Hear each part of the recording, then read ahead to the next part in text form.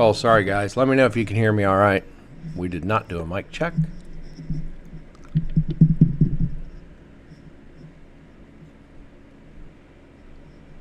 Sorry about that.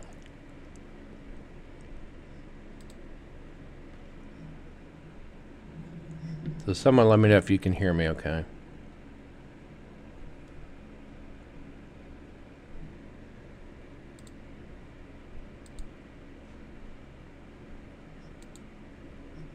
All right, sorry about that.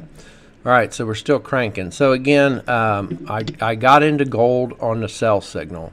I got into Bitcoin on sell signal. Got into Euro on the sell signal. So far, none of those. I wonder why that's not popping up. So far, those are panning out. I did take also, though, oil short on a sell. Now, I had a line here. If you look at oil, I did have a retracement line up. Everything's red, so it was pulling back. I did take the sell. I went in light because of this, because I had that retracement line there, and it hadn't broke that yet when it gave the sell. So, reason for caution. So, we just closed out. I had 5 on gold, closed out 3. Had 2. I went in light on Bitcoin with only 2 and closed out 1 at 100. So far, 135 on gold, 101 on Bitcoin closed. So I can start moving some stops. That's what I want to start doing. So I'm going to move the stop on gold about halfway. Bitcoin about the same. We're going to trail a little bit. Don't want to lose back all the profits we locked in. We're not doing anything on S&P yet. So S&P, I took the 1 hour reversal, which is pretty aggressive to trade. So I only went in with 2 contracts. I went in light. Taking a 1 hour reversal is really risky. There's extra risk because the 1 hour and or the 4 hour still green in this case. So it was a riskier entry. So now we're looking at just, Bitcoin, gold trailing our stops. Everything else we're kind of waiting until we get moves. Like I said, I was going to wait till about 9:20 and go live right before the U.S. stock market open. Just because I know we're going to get action then. As volume from the U.S. stock market steps in, we get that, volume stepping in, so we get that momentum and movement that we need. I still try and get into, several instruments before that happens.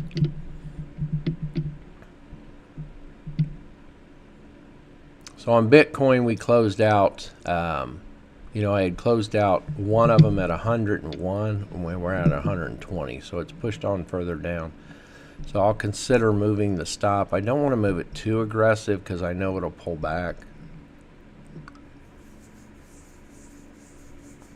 But also, I'd like to not give back that profit on it for the day. Love to see it. You see I got a low to break marked.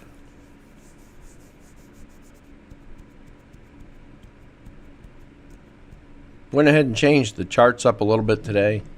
And then, like I said, I was just going to place trades in this other account.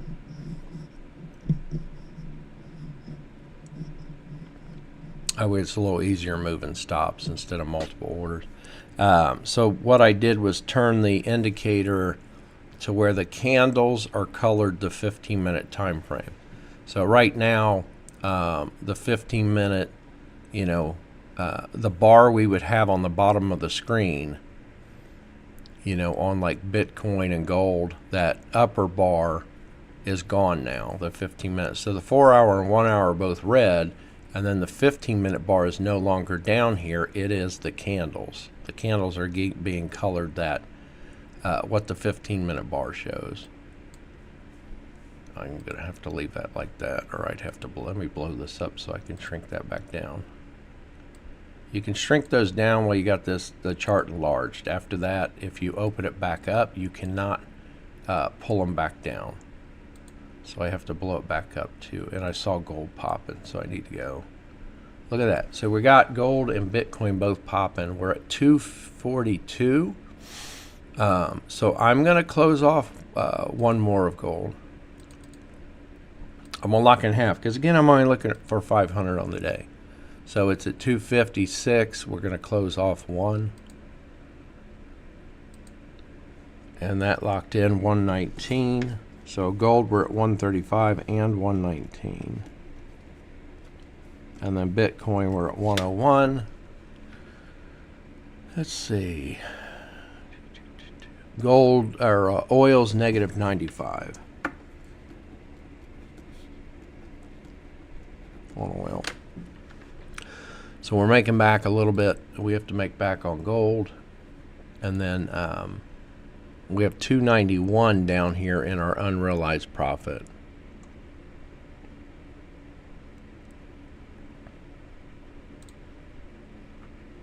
Oh, there we go. I need to turn this auto thing on. If someone wants to type a comment in the chat, go ahead. I'm trying something. I forgot to turn it on this morning. Your comment should pop up on the screen. So now at this point, all we can do is move stops on gold and Bitcoin.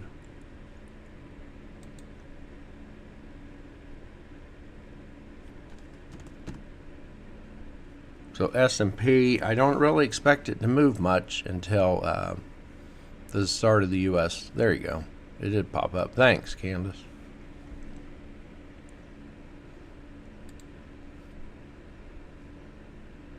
I figured I'd add that in so you guys can see each other's comments without having to look in the chat.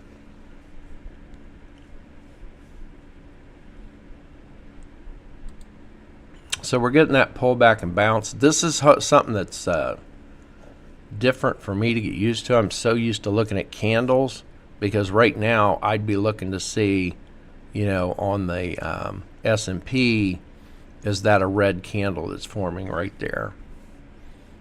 But I know it is because price. You know, the candle opened here at S&P, on S&P, and then it's pushed down. So we know that is a bearish candle. So these three candles right here on ES, that's an evening star.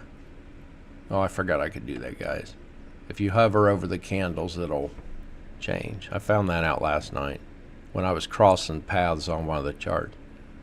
So where's it at? I think you can just, I don't know if I have to click on an active one. There we go. Oh, it's the line.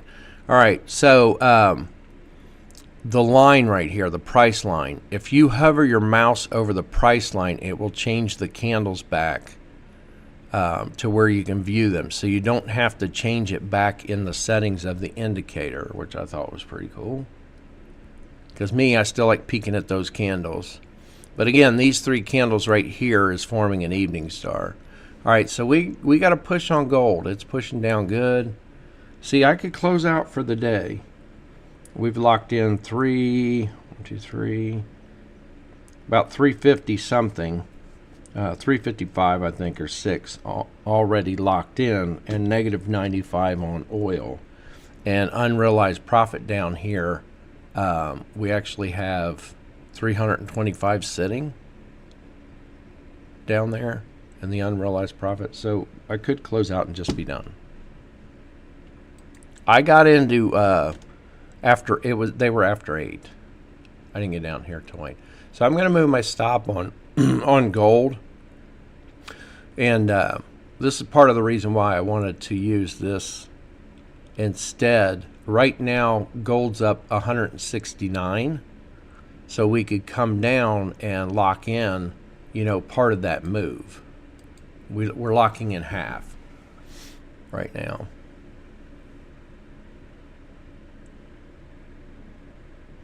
Around half by moving our stop there. Bitcoin, we're only at 100. I don't want to move my stop yet. I'm not ready to move my stop even to break even on Bitcoin. I need to see another push on it. So hopefully we'll get a little stop and go action where it just stops, pauses, and then pushes. I'd rather see that than a pullback. Of course, we all would.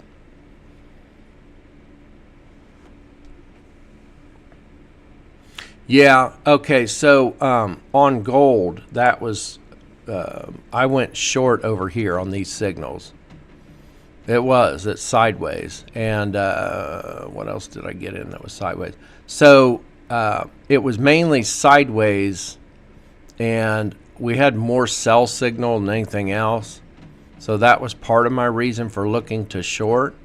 And as well, the 4-hour time frame had been short all night and then came back and turned around short in here before I got in here. So, these sell signals come up around 8, I think. 8:06, somewhere around there. But, again, I went in light on them, so...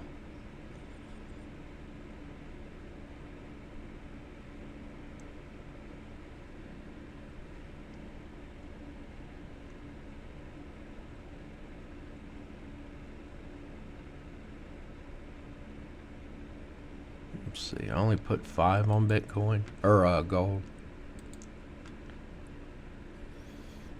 All right, so we're looking for, need to mark our low here. I'm going to pull a couple of these lines off on ES. Those two are old lines. So I want to mark the new line here, which is that's going to be our low to break. So we always want to mark I always want to be aware of the lows and highs. Okay, those are prices that there's a reason why it turned here. Okay, there's a reason why it turned there. So, if you're watching the price action, we're marking the lows and highs. We're just waiting on it to break one or the other. I don't want to see it break the high. I want to see it break the low.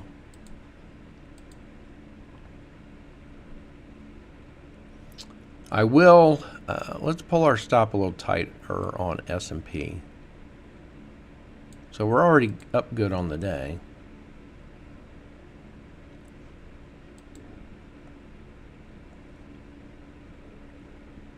Bitcoin, I really don't need to mark them. This is an old low from the left of the screen from yesterday, so I'm just going to leave that there.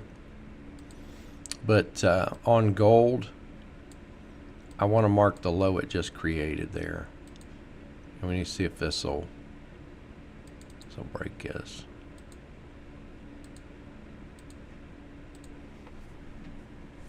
I know I got one below it, and that's one from yesterday, so we'll pull that.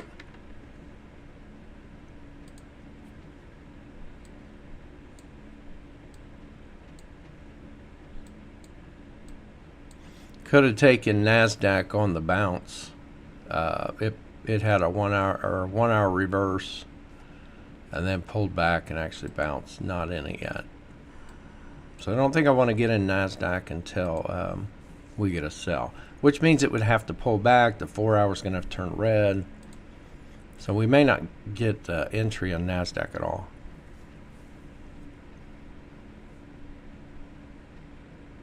Still nothing on euro. And then oil, we had a 1 hour reverse on oil. It's pulling back. So looking for a possible bounce off this line as it did over here. I really did not think it was going to bounce here. 4 hour was red, 1 hour was red, had a sell signal. So I went ahead and shorted it. I took a chance because it was still above this retracement line.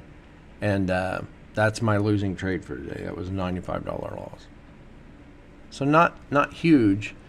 There's our sell signal on NASDAQ. We're already in ES. So if I go in NASDAQ, I really don't want to go in right now. I know that, guys, it may take off and run. But right now it's an extension. It's pushed. So we're at an extended move right now. So if you enter right now on NASDAQ, just know it may pull back on you. You have a higher probability of it pulling back than it just to keep running, okay? So we're trading with the odds. We're trying to stack the odds in our favor. So if you get in on that sell signal, it would be light. For me, I'm going to wait for a pullback. So we'll mark the, let me get rid of this low to break. That was from yesterday. We'll mark this low right here. And we'll see what it does off of that. Right now, I'd be waiting on a pullback. Pullback to what level? We could look at this low back here. The reason why I'm looking at that one is I saw these candles were about in that same area. So we could look for it to pull back to there. I don't know. You never know if that's as far as it's going to go, or is it going to go back to this level? You know, this swing low right here. Because if you look, it broke it here and tested the back side of it. So I don't know which level it's going to go back to. It's already pulled pretty much to this one here.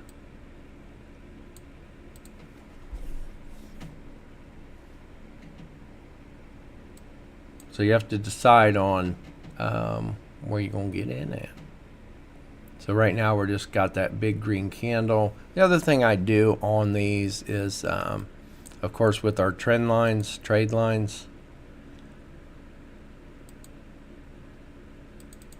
is draw your trade lines. And look for those to hold up as well. We're looking for bounces off those. I'm going to have to turn this other tool on for a minute. The crosshairs.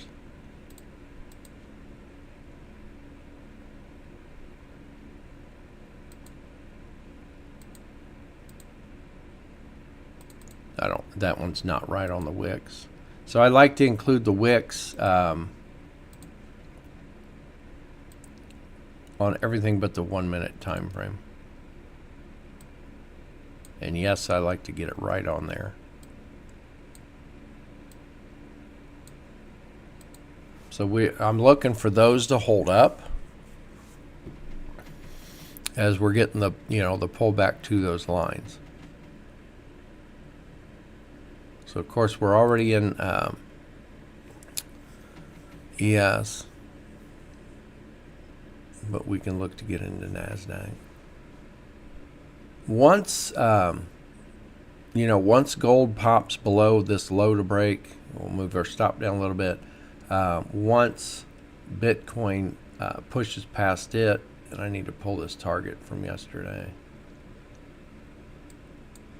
Got a couple down there from yesterday's trading. I did not clean my charts this morning. And again, if Bitcoin pushes back its low to break, then what we're going to do is move the stop. I can move the stop to break even. So there it's starting to push a little bit past Bitcoin is. So we know it's breaking that low. So it pretty much just came, stopped a little bit, and then is going. And I just call it a stop and go. We really didn't get a pullback in here. So right now I'll pull Bitcoin's stop down. So we're not locking in much yet on Bitcoin. I figured this would be a little better because then you guys can see what the potential profit is that's being locked in from the stops. So waiting on a bounce on S&P and NASDAQ. Notice I don't talk about Euro much. Really not. I mean, I'm in it, but it's one of those trades like, got in short, have our stop up there, risking like $48, so a little more than that. Not quite 50. So we'll throw one on it and see what it does. I did put the totals out in Discord on the that power trade thread, whatever it is. The video did not load. There were some issues with YouTube. So that video that I recorded yesterday, the one with no sound, for some reason it didn't load. So I don't know. I'll have to do some practice recordings and see why. Because normally they load, but I've got everything maxed out so it streams better and records better. for YouTube, and that's probably why something in there's probably a little too much.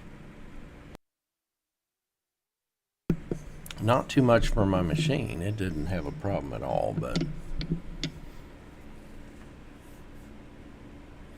so NASDAQ and ES still waiting to see what they do. They're both at their, they're both really at previous lows. I don't have one on ES, but we can mark one there. That's kind of like that's our low over here. And if you look at NASDAQ, it's the same. So they both pulled back. They both pulled back to their down trade lines, as well as turn that down, as well as previous levels. So if you're looking to add, now might be a chance. I'm going to go ahead and sell off 3 on NASDAQ, and I'm going to do a tight stop. We're just going to use this. Now this might bite me, but right now we're put one on short, and then just pulled the stop past the current high. I'm not going back to the previous high. It's way back here. That'd be risking too much on it.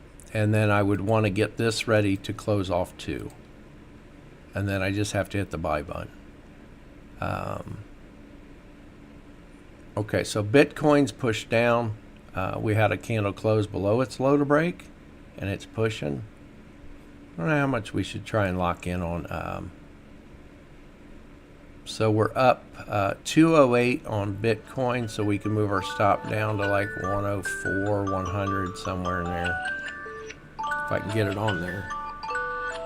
Sorry, you guys know I got alarms out the wazoo on my phone, so that's 5 minutes before the stock market opens. So that's why I said this is a little risky doing NASDAQ, because it is before the stock market opens. So that's why I definitely want to use a tighter stop. It did go down and test that low already. So that's something to keep in mind as we talk about highs and lows. They may not go further than that. Okay, that's why we mark these highs and lows, because when you look at NASDAQ, it pulled. Let me turn it back to that. So NASDAQ formed a low, pulled back, and was bouncing here right at that down trade line. It pushed down, and that candle wicked down here. We've got what do we got left on the candle? We got 47 seconds left on this candle to even form. So it did wick down to that low, okay? And you just have to know that may be as far as it goes. That may be it. It may have just went to that level, and that's it. It's not going to push past. So that's why you have to close partials. You have to be willing to. If there's not enough room in there to close partial, go with less contracts. So we went in a little lighter on that. Didn't really want to risk. If I went in with 5, we'd have about 250. We're risking about $50 a contract. So if I went in with 5, I'd have another 100. So I'd have about, a little over that.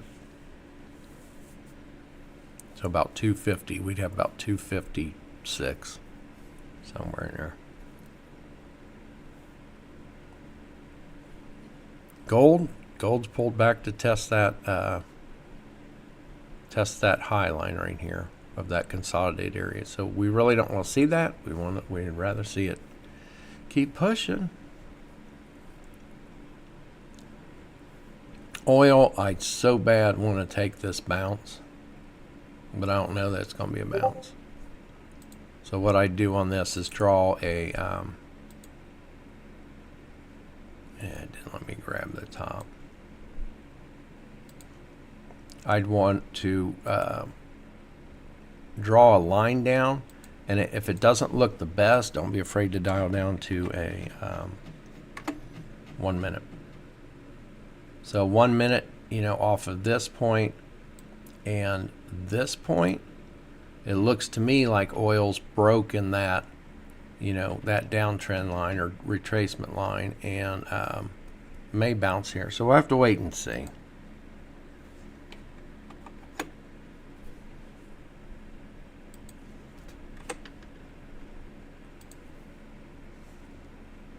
I'd really like to wait until NASDAQ, see if NASDAQ pushes past this low before I close anything off. We're already locked in and ready to close 2.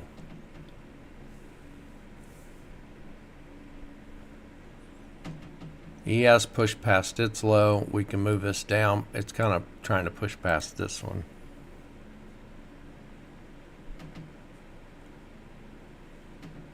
And Euro has still done nothing. That's all right. We got one dud right now. So we've taken one loss on oil was 95. And then we've locked in gold 135, 119. And then Bitcoin 101. And everything else is sitting. And if you look at the unrealized profit down there, guys, you know, it's at 500. And I was only looking for 500 for a day. I like 1,000 a day.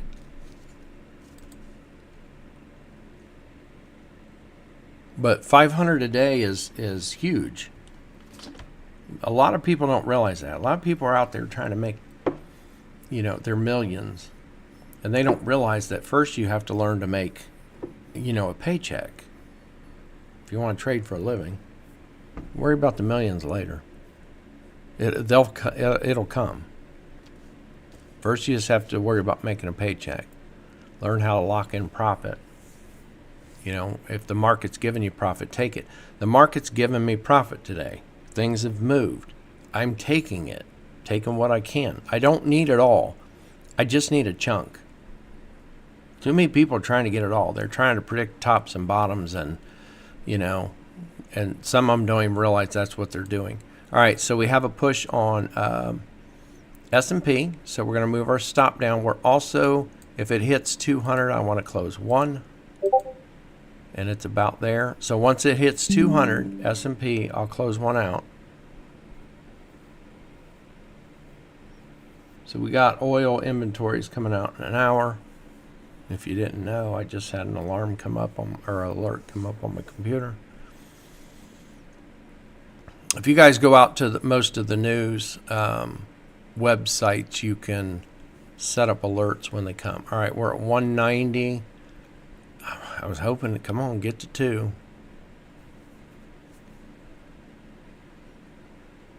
I was going to say if it pushes back to that 190, I'll just close the 1 out.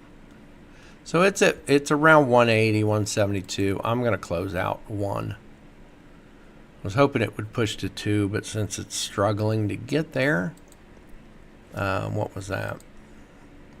So that was 83.75. Since it's over 50, the change, I'll call it 84. If it's below 50, I would call it 83.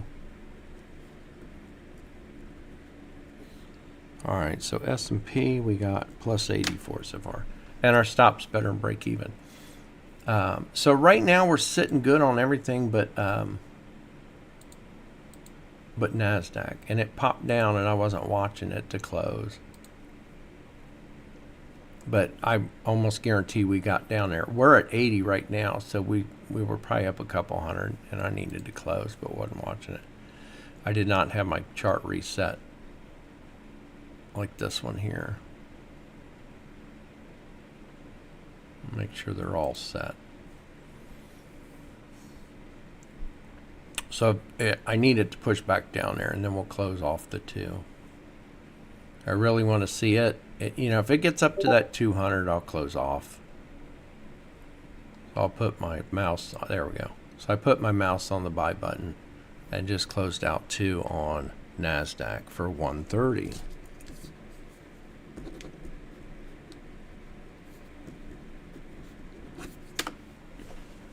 And there goes.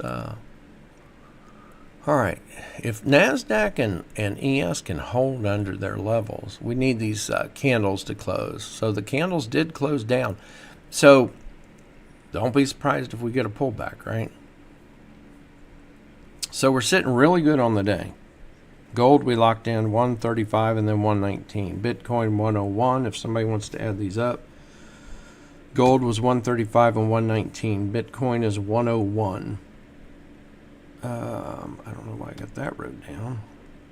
Negative 19 on oil, S&P 84, and NASDAQ 130. So that's what we've locked in so far. I still got 450 down there, 430. We're over 400 on the unrealized profit. So, I've been on since 8.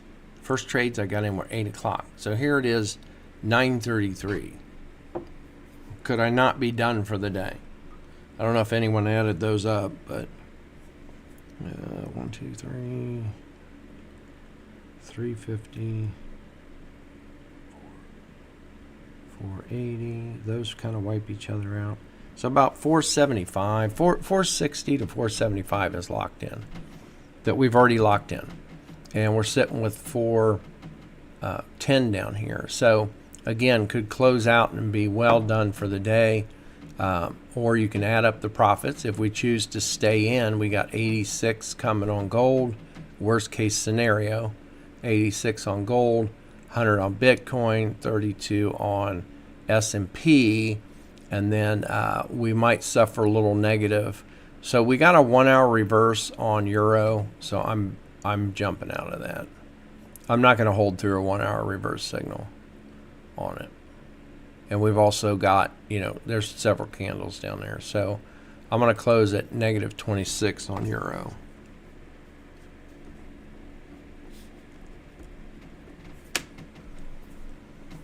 And then, so now that lost back a little bit. And then, of course, if NASDAQ, I'm leaving the stop where it is right now until we get, push further.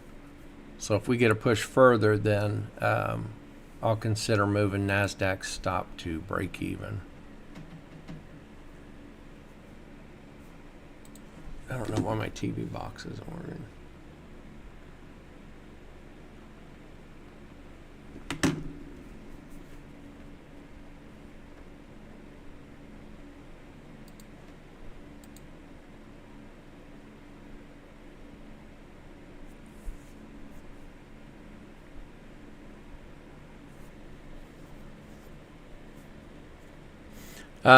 Guys, let me know. It really doesn't matter to me. You guys let me know if you'd rather, normally I'm watching 6 instruments. I don't have to on here. I got my other chart on the other screen. So if you guys would rather see 4, I know that the charts would be bigger. I mean, this would be the difference. So we might just go to 4. I mean, there's 4. I don't know what size screens. Like I said, I've got what I'm watching on the studio platform is probably about a 17-inch monitor, I think I figured. 42. I got 40 because I got a 42-inch and it's probably halfway across. So it might be compared to like a 20-inch monitor, 21. Something like that.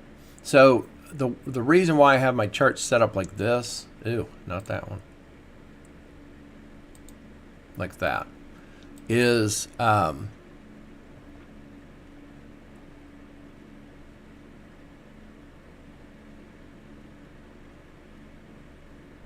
okay, Carly. Yeah, I have a platinum on another platform.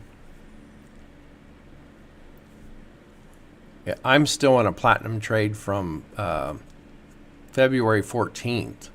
February 14th, 906 I got in with 5 contracts. And then it went down and I closed out. And 3 of them to lock in 1,830. It was 1,830. And we're getting our pullbacks. So I'm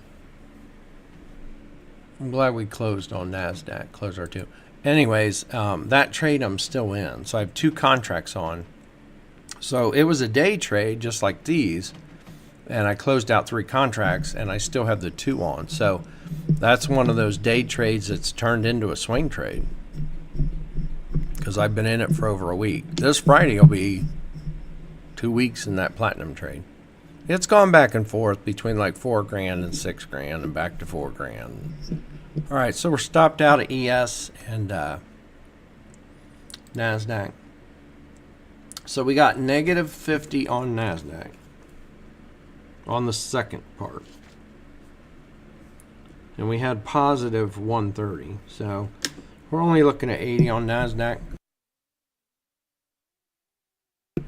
overall. And then we got ES 3250. So we'll call that 32 on ES. Trying to find, there it is. 32. So S&P, let's see. S&P is plus 116. NASDAQ is plus 80. Oil negative 95. Euro negative 26. Bitcoin we're out of Bitcoin as well.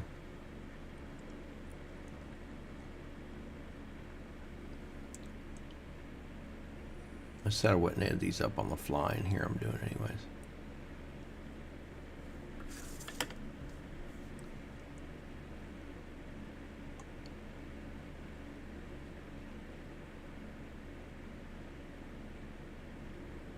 Yeah, Bitcoin, we had the plus 101.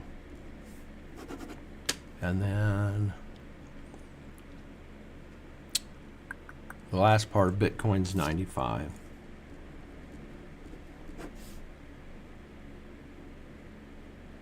So we got 196 on Bitcoin.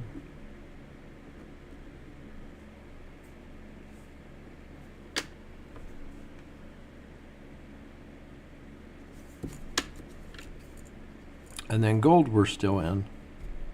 So gold right now we've got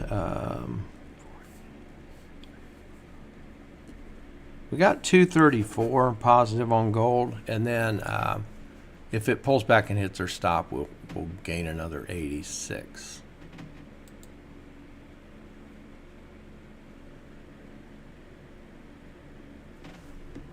I don't know. I'm going to total these up and see what we got.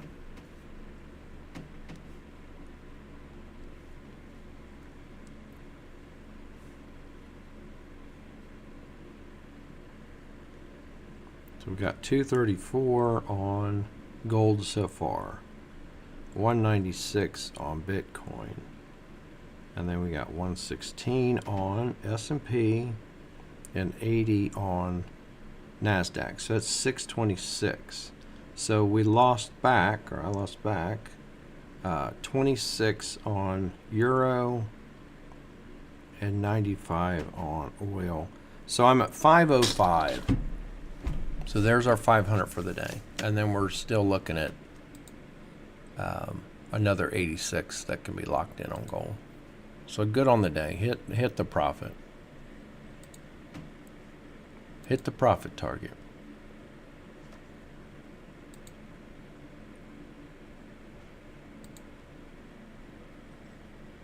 And that was in, what, about an hour. And that's locked in. So that's our actual 505. And then we have this 86 up here. So we'd be at 591. So not quite 600 for the day. But over the 500 target for the day.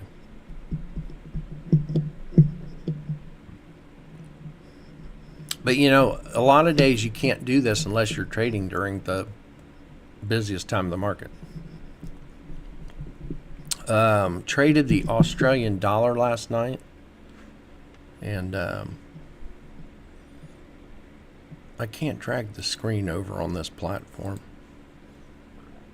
because you guys can't see it. It's not like the other platform, or I used to be able to drag the charts over. But the trades are posted out there in Discord. Let's see where we're at here.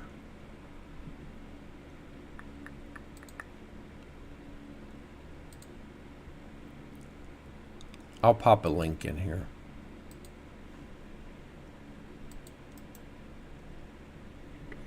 You should be able to click this link that just came up.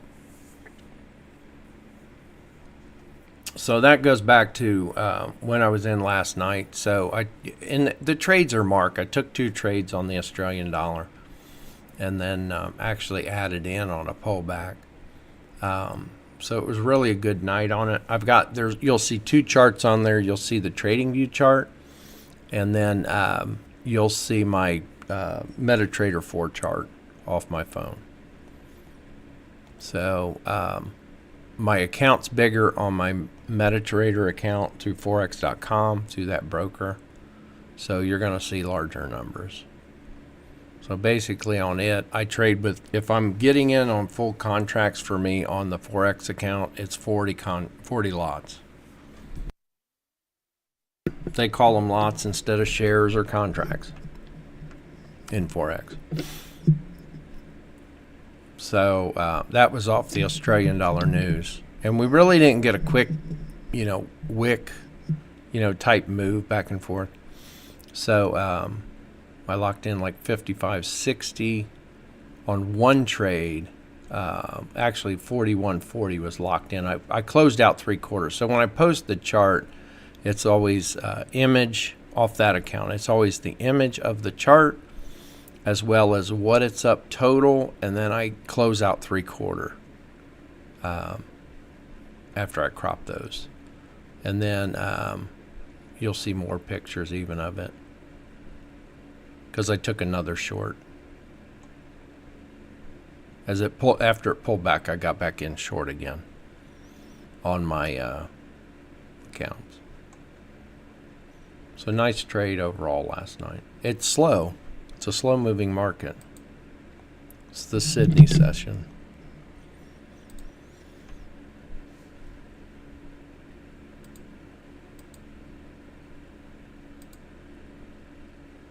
All right, guys, so you can lock this in. I didn't know this. All right, so, I've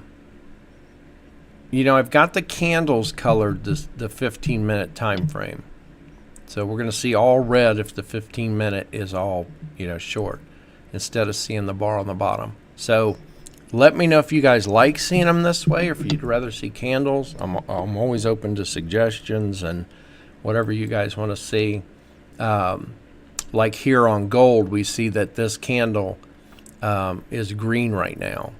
Now, we've still got a minute 45 for it to go, but it looks like it's, it's green now.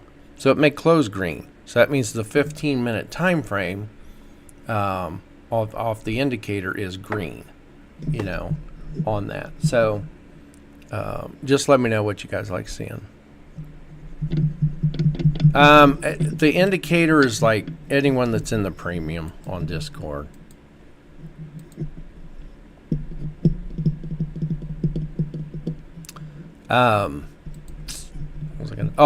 So anyways, we know the line right here. So if you click and hold your mouse over the price line, it changes the candles, back to candles. I'm over here on NASDAQ.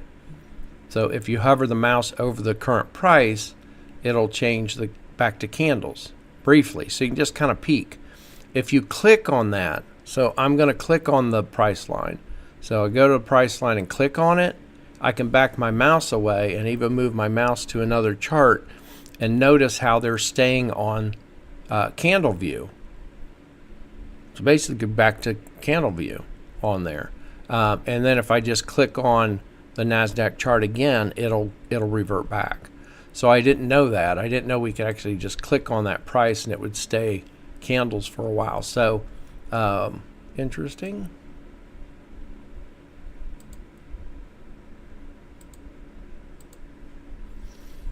That we could do that. I mean, you can go around and click on all of them, and that could temporarily put them. I'm going to see something. I think it's actually if you click on any chart. So I just changed euro down here to candle. I'm going to click up here on S&P. Yeah, so clicking anywhere on the chart pulls it back. So it looks like we're going to get stopped out here on gold on our last remaining contract. At this point, then we'd have to wait for a signal.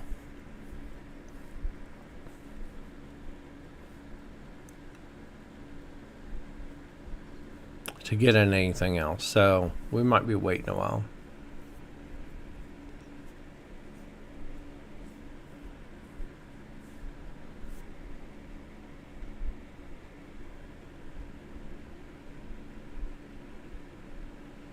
Yeah, and the other you can have up is this right here.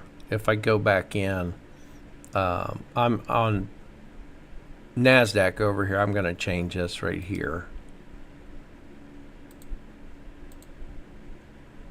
Oh, that right there. I don't want the triangles. And then that puts 3 bars down there.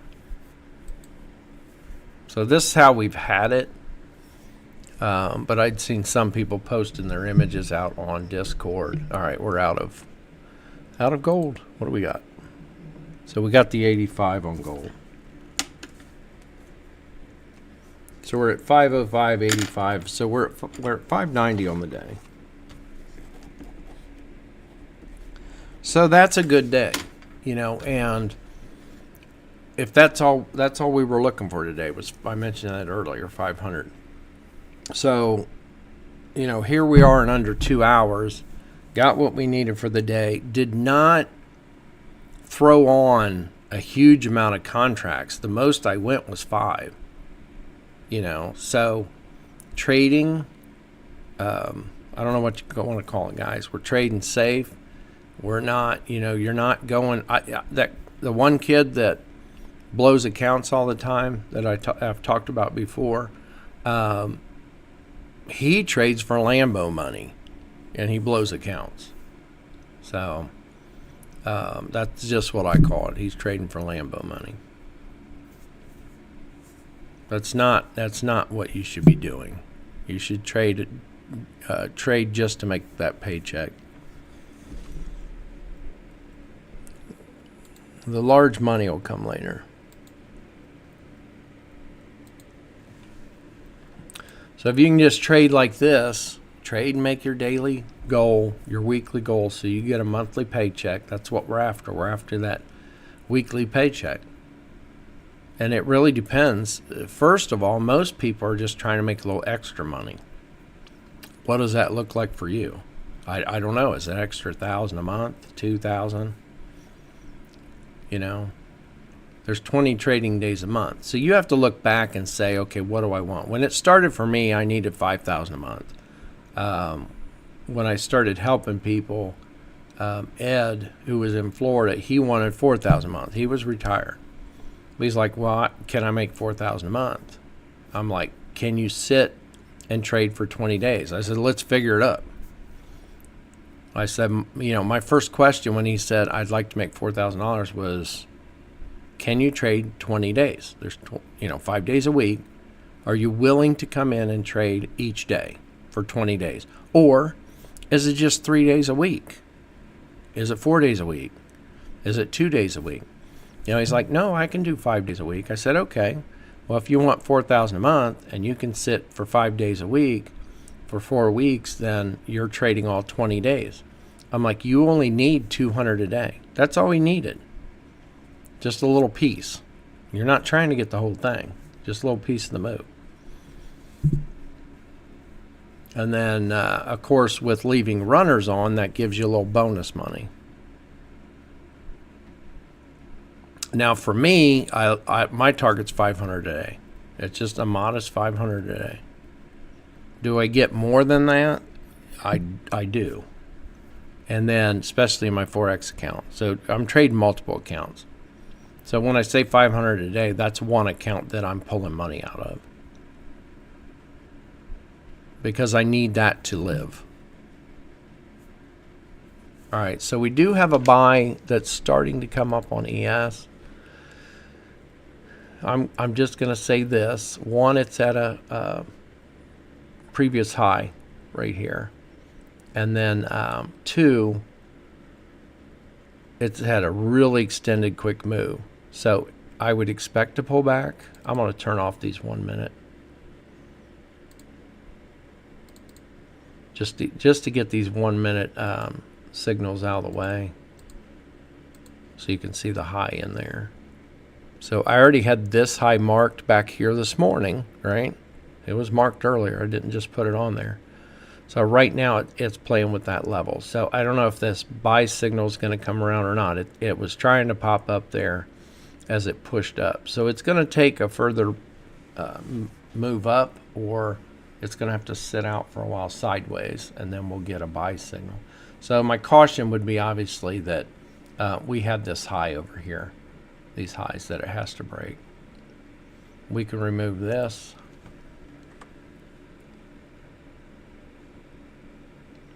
Okay, so man,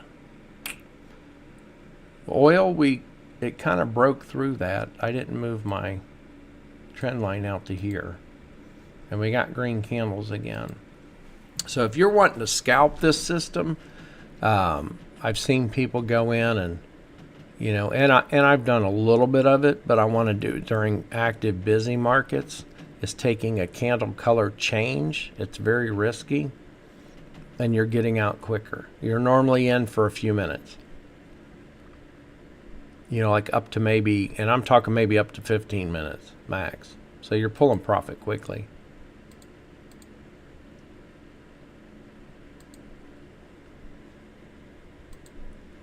So there, we're starting to get that buy. If I wanted to take it now, it'd be a little risky. I'm gonna have to blow. I'm gonna blow this up real quick.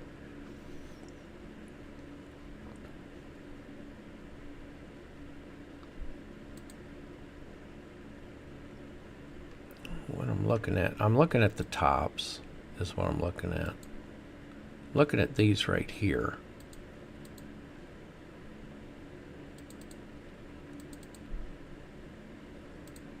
I don't really need to color that. We'll just color it blue. If you double click on your charts, guys, the indicator will come off the bottom, disappear for a minute. So don't think you lost it. I don't think I've ever mentioned that. So if you accidentally double click on your chart because you're trying to click on a line or something else, the indicator will disappear. Just double click back. Don't panic. So that's what I was looking at. That's why I wanted to blow this chart up on S&P, because we're starting to get that buy signal.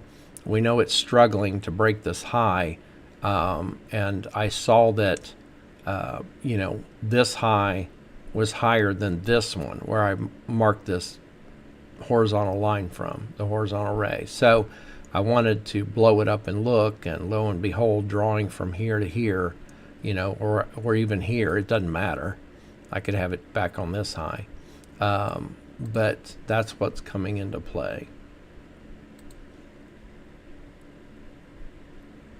So that's our caution. So we just don't want to jump in.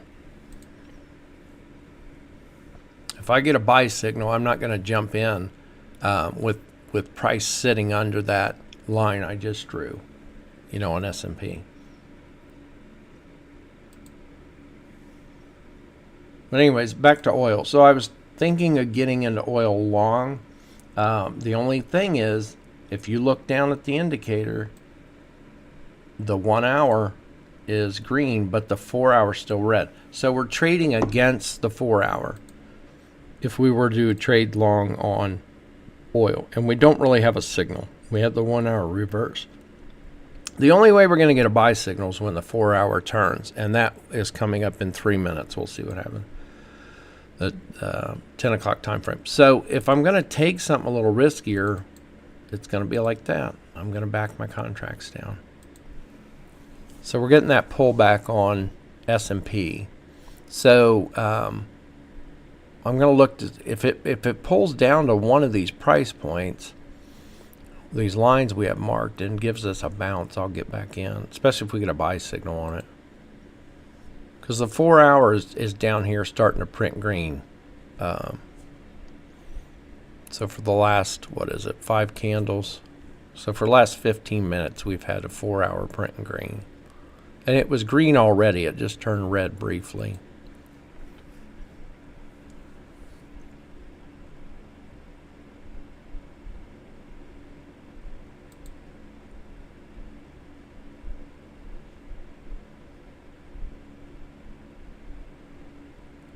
I like how NASDAQ, after NASDAQ broke this down trade line, it pulled back to test the backside. And typically that green candle is what you would get in on a trend line, counter trend line, or trade line break.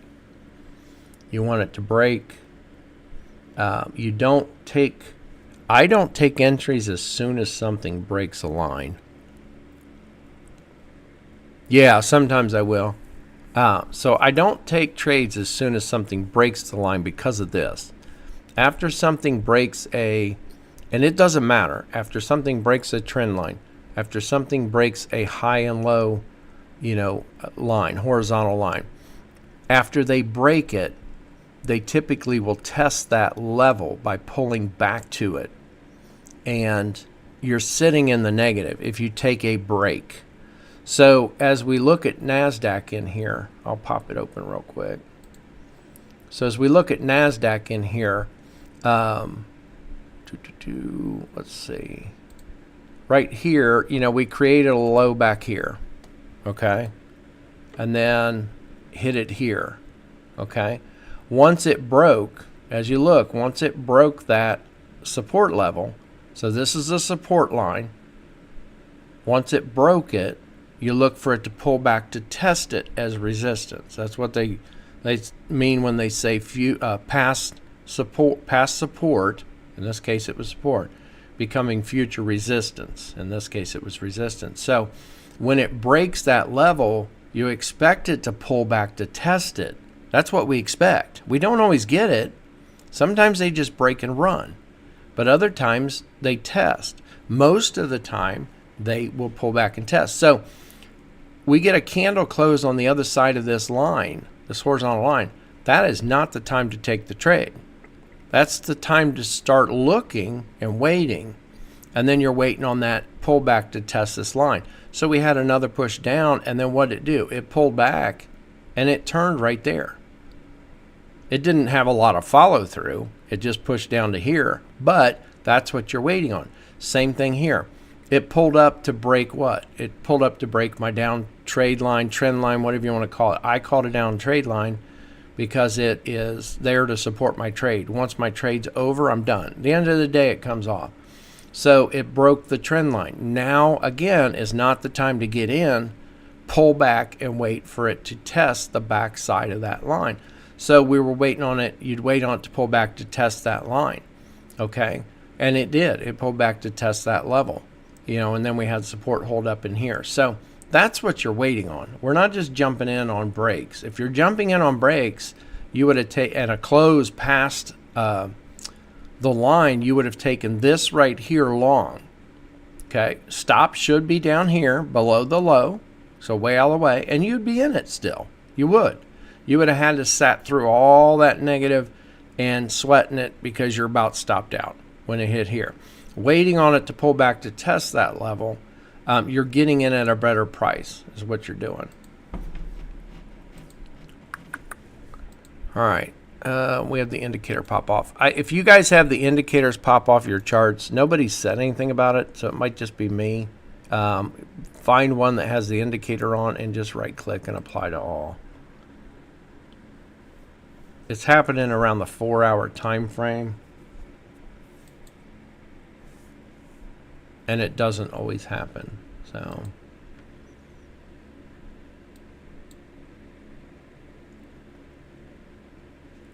all right, so we did get a buy on S&P. I'm getting set up to go into some of these light. I don't even know if I want to go in with 3 in NASDAQ. We got another sell on in 20 minutes, waiting on this candle. On Euro, I took Euro earlier. It didn't do a thing. This might be the one that goes. I don't know. We didn't lose much on it. Wasn't that a 50 or something? Oh, 26. We only lost 26 on the Euro. So I might go in with 3. It's not a heavy hitter.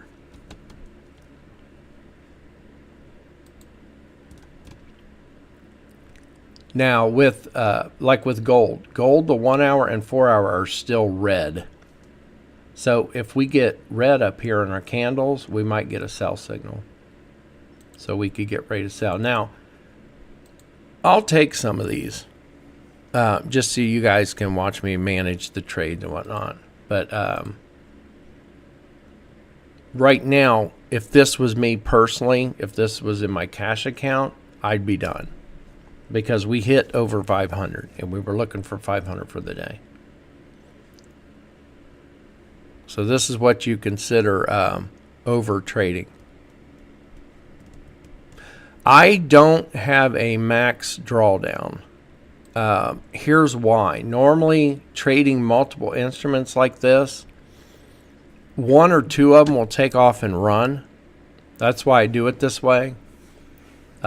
We had a buy on NASDAQ. I don't like that it's right there without a pullback, but we're getting wick pullbacks. So if we dial it to 1 minute, we're going to see, moves up and down on there. It's right there at that, and that's my caution. I really want it to pull back. I'm trying to decide if we want to take S&P here. And then we got that oil. We got a buy popping up. So we still got a minute 15. So we did get a sell on euro. So we'll take it. We'll try it again. I risked what? I got negative 26. We're risking another 50, around 50. So yeah, on the drawdown, I don't, but I've been trading for a long time. 2004 is when I started learning.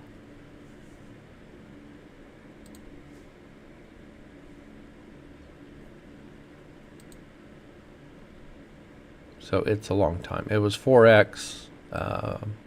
Forex.com was my first Forex broker. Still have them today.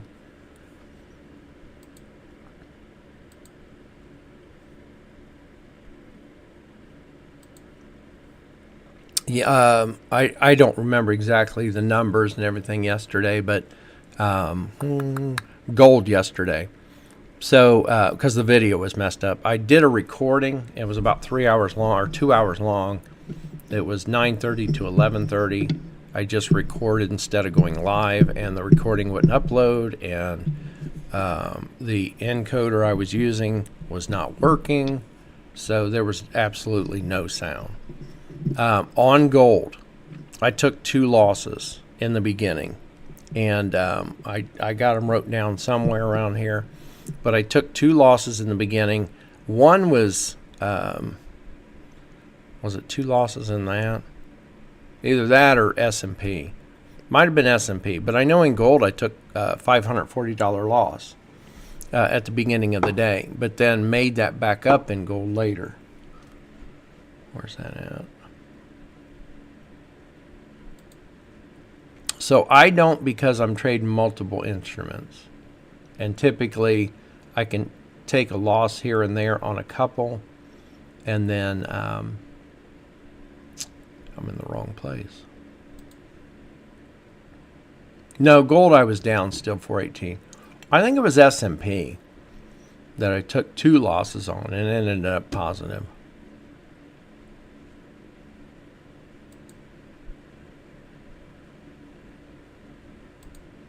I'll post it. So total yesterday, it was negative 418 on gold, 180 on Bitcoin, and that's positive. Positive 266 on oil, positive 176 on S&P, positive 2,436 on NASDAQ, and minus 162 on euro. If I'm seeing a pattern, minus 162 on euro, and I'm already down, 1 trade on euro. So if this ends up being another trade on euro loss, then we might drop the euro, put platinum back. So that's where it was all of yesterday. So positive on the day yesterday was 2478. So pretty much NASDAQ was the big one, and everything else kind of canceled out gold is what happened.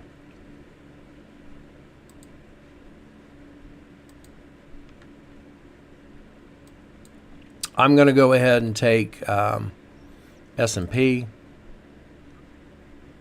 because it broke and is above.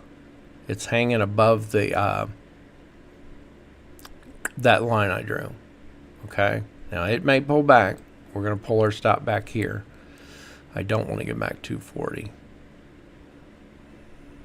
I'd rather keep. I want to keep a tight stop. This is probably going to be too tight, and it'll stop me out. So we may get back. What do we got locked in on S&P? Yeah, 116 on S&P. So let's say I go to 200 on S&P, keep my stop out of the way or around there. So we're going to be in the negative overall if we get stopped out on S&P on this. So there's our buy on oil. So we had a buy on oil, and then it's pulled back. So we're seeing some, red candle pullback, and then green candle looks like a bounce. So the price, me getting in now on this, so again, we had a green candle up here. We had it pull up. We had a buy signal, and then it's pushed down. So it pulled back to test that level. So what is that for me? That's a better place to buy in. Okay, buying in here when it was extended is not as good. Buying at the close of that candle isn't as good as a price to get in long as here. Okay, so now I can get in on the trade, and I can pull my stop to the current area here below these. So it would be a small loss on oil, which we already took a small loss on oil. This might be our second one. As far as let's see, who asked that?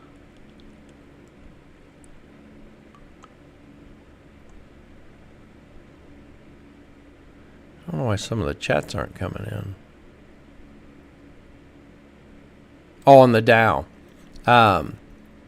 So I will look at all four.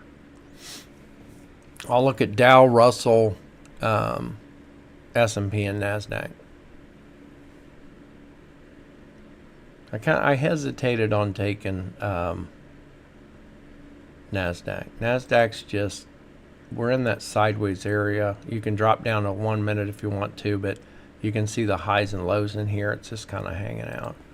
So I don't know if it's going to have momentum to, it will eventually pop out now.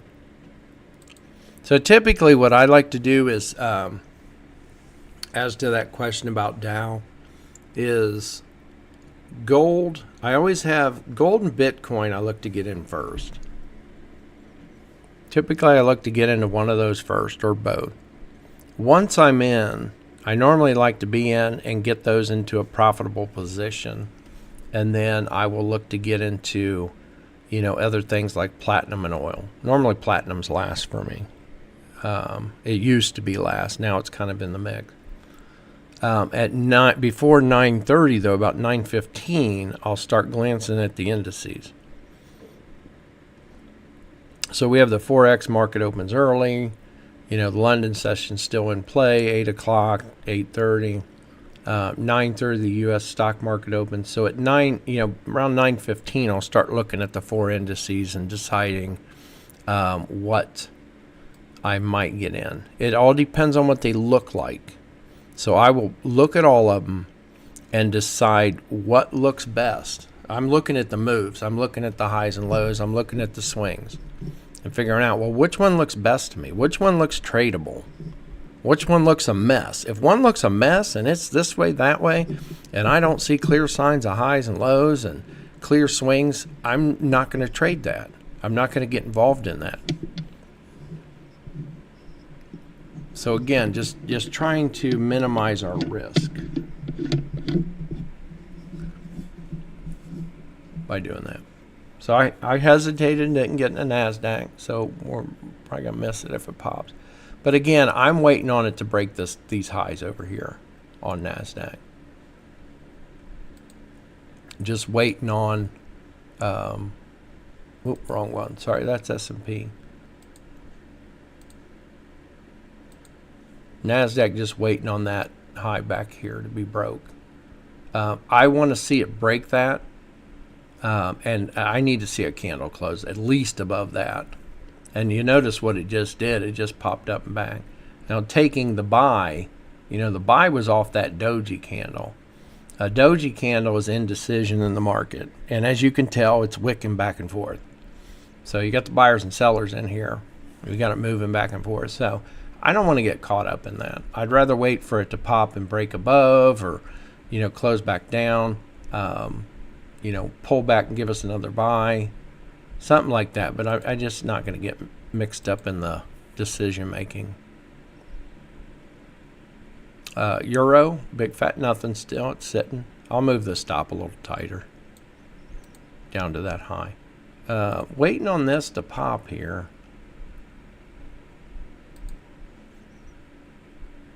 So we've had a good push up on S&P, so I'm going to move my stop. Pretty aggressive on it. I'm going to keep it below this blue line, but that's still pretty tight. It could wick past there.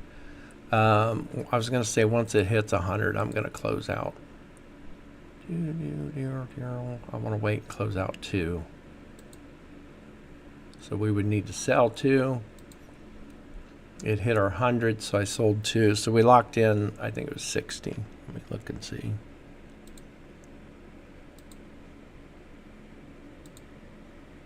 $65.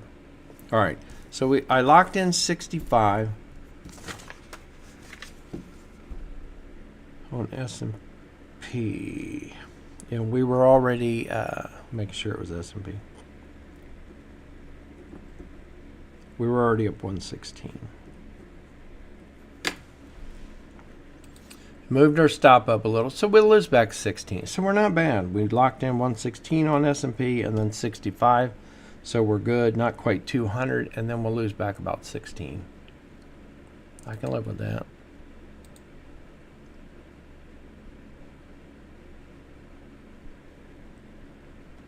Euro, oil, nothing. So I got in pretty decent area in oil, and it's just decided to pull back a little more. And I am aggressive with the stop. This stop technically should be back here below this low. This is where it should be, is below this swing low here. You're always going to use in your highs and lows. But I'm already done for the day, so I don't want to, I don't remember where it was, guys. It was somewhere up in here. So if it pulls back and stops me out, I'm going to be done with oil. But I don't want to lose back much of what we gained earlier.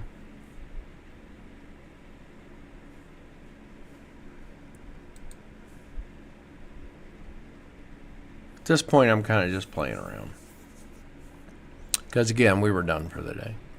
That's when you'd freeze, be done, stop, don't trade anymore.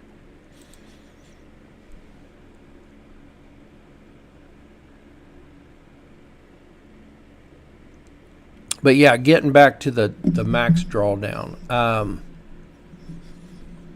I don't have one, but then again, I'm trading safely. So for me to lose back, $500 or $1,000 or $3,000 on my Forex account, for me to lose $5,000 is really nothing. Okay, as far as the account's concerned, and what I make through the week when I trade it. So, I mean, just on the Aussie, on those 2 trades, and then I traded the Euro. I don't know if I posted that one. You can look back through the Money Duck section. I mean, you'll look back. A lot of that's Forex. There's like, on the British pound, 4,540, 6,400. So at one point, one trade I did on the British pound, I was in with 40 contracts long. It was up $9,240, and I closed out 3/4. So for me, like, I put on 40 lots, I close out 30. 30's 3/4. So I like to see those on the. It depends on what time I'm trading. So if I'm trading London session or U.S. session, and I'm in a Forex pair, I like to see it with those 40 contracts. They'll typically get up to around 10K. And then when they get around 10K, like this was 92.40, I closed out 30 contracts. And it was, 64.20. So that's typically what I can do there. Now, the Australian dollar, since I trade that a lot during the U.S. session, a lot more than probably most people. I'm not in it today, but I typically will trade the Aussie during the U.S. session as well. But when you trade the Aussie, the Australian dollar during the Sydney session, I don't expect that big of a move. The reason why is because things don't move that much during the Sydney session.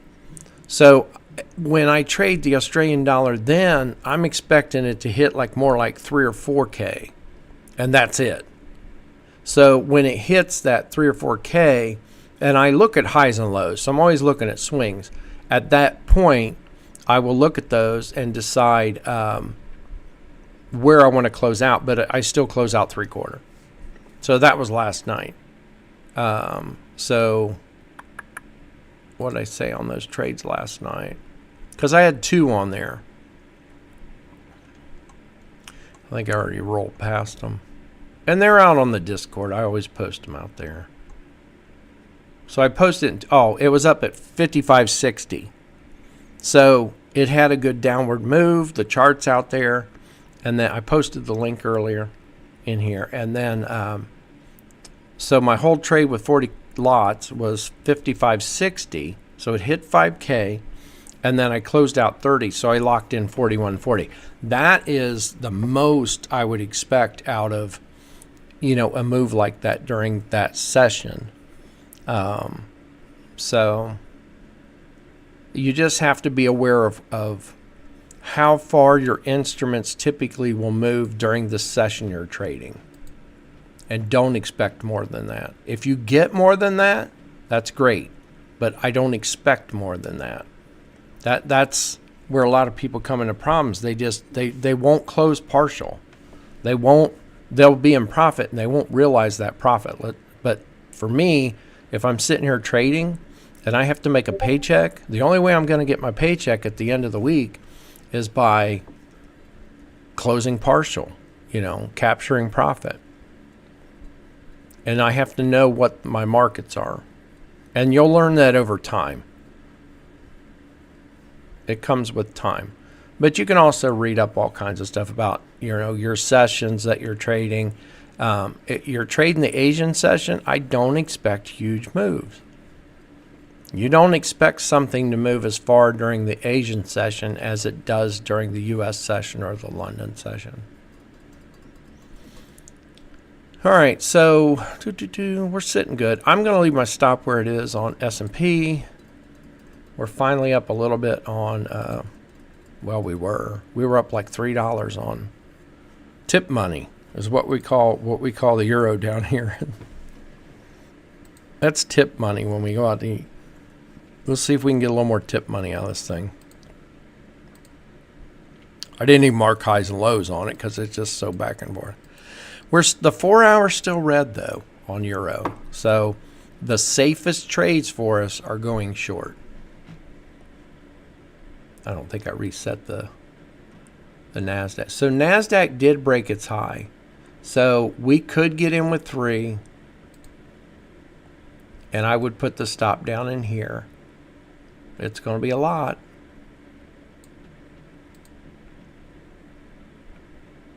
So I just kind of want to show you the difference is in waiting on a pullback and not waiting. So this is getting in at an extension. It's already extended. It's already moving. I get in here. What do you think is going to happen to me?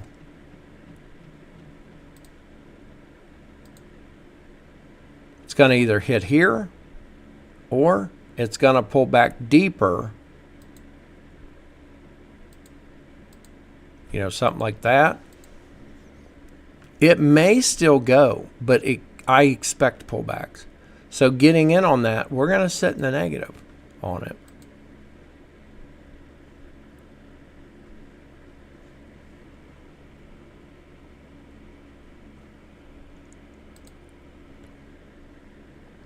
So I was taught to, when I was taught to just take my losses. You're going to have losses in trading. So I move on. You know, when I took the losses yesterday, and I can't even imagine. So that loss in gold yesterday, I don't even remember what I told you it was, because I'm not out there anymore on the Discord. It was it 500 or 400? I'm gonna look real quick. So it was 418 on gold. I ended up with negative 418 overall. So if I would have only been trading gold, and this is why I trade multiple instruments. I'm not telling everybody to do it. It's hard to do. It's very hard to stay focused on 6. It's hard enough to stay focused on 2 or 3 or 4, let alone 6 or 8. So what I used to do when I started trading multiples, for me it was trading the euro dollar. So I only traded the euro, and then I started trading the euro and the Canadian dollar and the pound. I'd switch on and off. So I'd trade 2 instruments, and then I got to where I was watching 4 and watching 6 and watching 8. I would still only trade 2. So it's one of those things. I had my chart set up with, 8 instruments I was watching, and then it was all 4x. So 8 currency pairs, but I was only trading 2 at a time. Now, gold yesterday, I took negative 418. If I only traded gold yesterday, I would have had a losing day at negative 418. Euro, I had negative 162. If I was only trading euro for the day, I'd had a losing day. If I traded Bitcoin, I got 180. Oil, 266. S&P, 176. I would have had winning days on those. Okay, a couple $100. 180, 266, 176, 162, or 176, 266, and 180. So if I only traded Bitcoin, oil, or S&P, I'd have a positive day of almost 200. Oil is 266. So again, looking for just 200 a day, that's 4,000 a month. If you fall short a little bit, like Bitcoin was 180, be okay with that. I don't have to go after the extra $20, because tomorrow I would trade, and the runner might gain you more than that and gain your extra that you're short. But if I would have only traded gold or only traded euro, I'd have had a negative day yesterday. By trading all 6 instruments, I had a positive 2,478. Okay, so big difference. Now I'm not telling you to go out and trade 6 instruments. It's really hard to do. And again, we were done about what? We were done by 10. So these are just fun trades.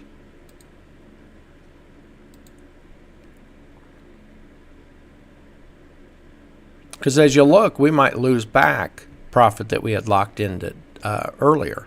And that's what you don't want. You want to keep what you've already locked in and then come back and fight tomorrow.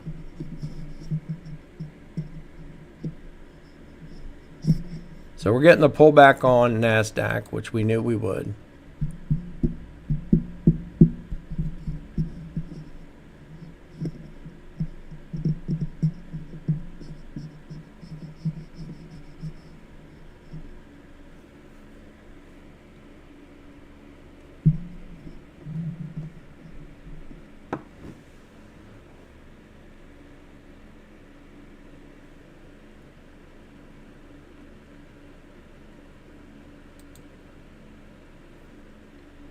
Nothing exciting. Trading should be boring, and I forgot I moved my stop down on the euro. It was up in here somewhere. It'll probably take me out and then go back short.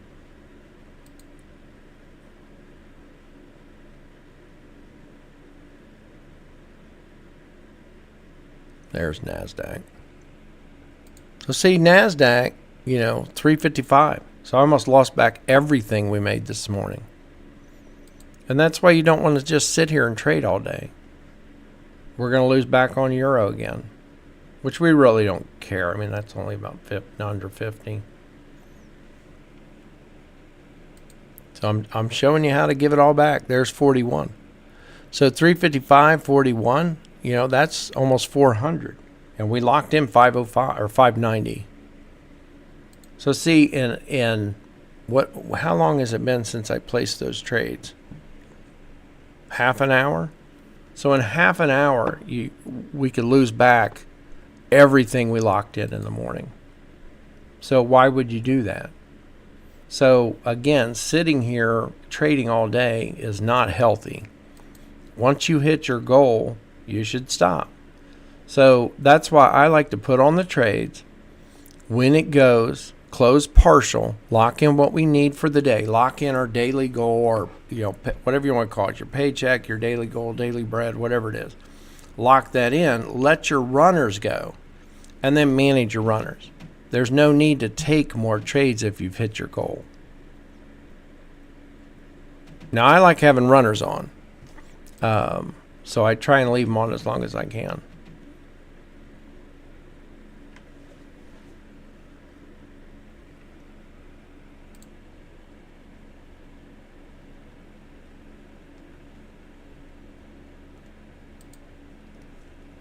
But yeah, as far as the indices, the Dow, Russell, NASDAQ, and S&P, I like to glance at them somewhere between 9-9.15. Pull all four up and look at the charts and see what's moving the best on there.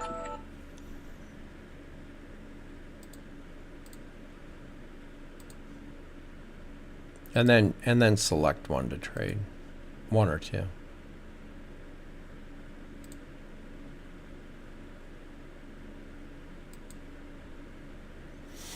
Now tomorrow we got GDP and unemployment claims. So we should see more movement tomorrow morning at 8:30. And then we've got orange news as well. We got durable goods. So again, we should see some good moves tomorrow. And then Friday is Friday. I'm probably going to trade the Canadian dollar along with the U.S. dollar. So I may have the Canadian dollar pulled up tomorrow as well. There we are. We're out of everything.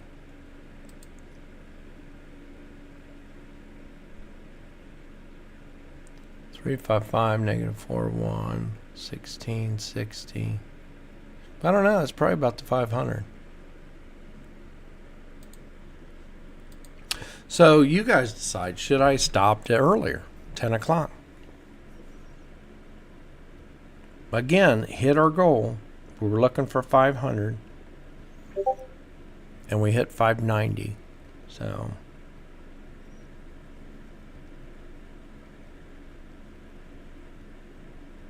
does anybody have any questions? Because I'm not really looking to trade anymore. I want to.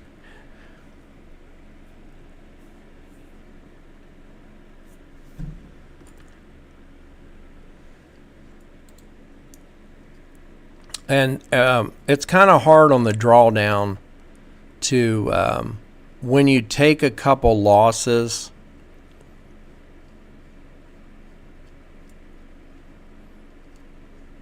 oh, gold Candace, that would, okay. So taking gold here when it broke the high, you can take it.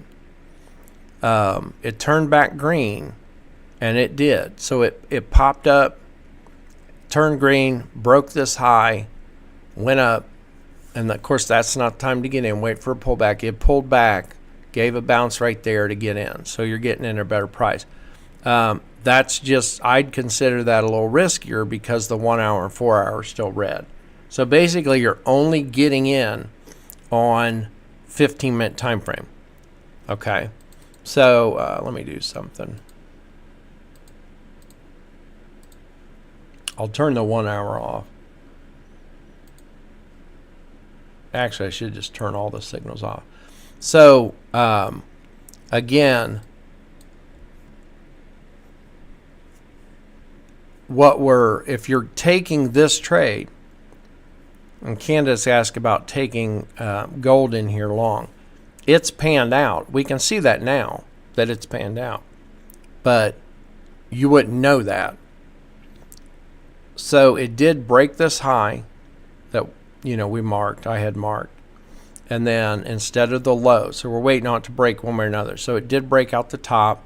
It did shoot up. And then you wait for that pullback to get in. It pulled back, you get in. So it pulled back basically to test, kind of test its area. It didn't quite get there. So you could get in on that pullback.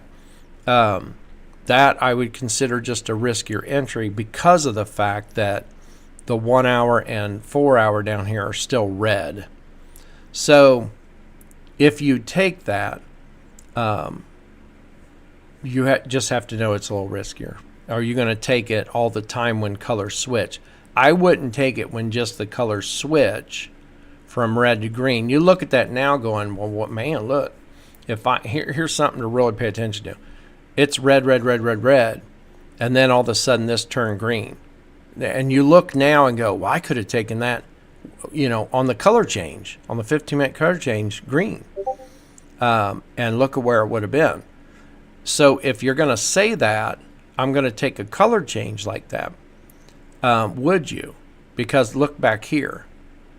You short on red, and then you go long on green, and then you go short on red, long on green, short on red. None of that pans out. Obviously, the last one does. But you're taking losing trades in the middle or reversing your order, okay? So you would be, if you started back here, you would have shorted this. And then when you got the long or green candle, you would have went long. You'd have reversed your order. So you're taking a lot of little losses in here. Don't know what they're going to total up to. Even this one, you short. Where do you pull profit? It really doesn't go anywhere. So then you would go long. So if you're taking just the 15-minute color change, it's really risky. Now, what Candace is talking about is down here. So we're not taking it just because the 15 minutes turned green. She's considering taking it long because gold broke this area here of sideways consolidated movement. So after the big drop, it hung out in here, and then it broke that high area. And then not only did that and pushed up, but pulled back to test that area. So that is a valid entry based off of high and lows, your support and resistance in here. Being broken, this is resistance up here, these highs. So that resistance is broke, and then it's tested as support over here. And that is a valid entry off of typical, candle movements is what you're looking at trading. So that's typical. The only risk factor would be, well, the 4 hour is still red. So the 4 hour can be red. The 1 hour can be red, and we can still have a decent pullback, against that. So that would be my only, I would put on a little less contracts on something like that.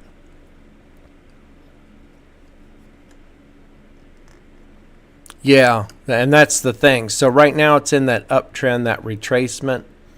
And then, you can sit and draw a retracement line from here and here. So right now we're considering that to be a retracement from the downtrend, that pullback.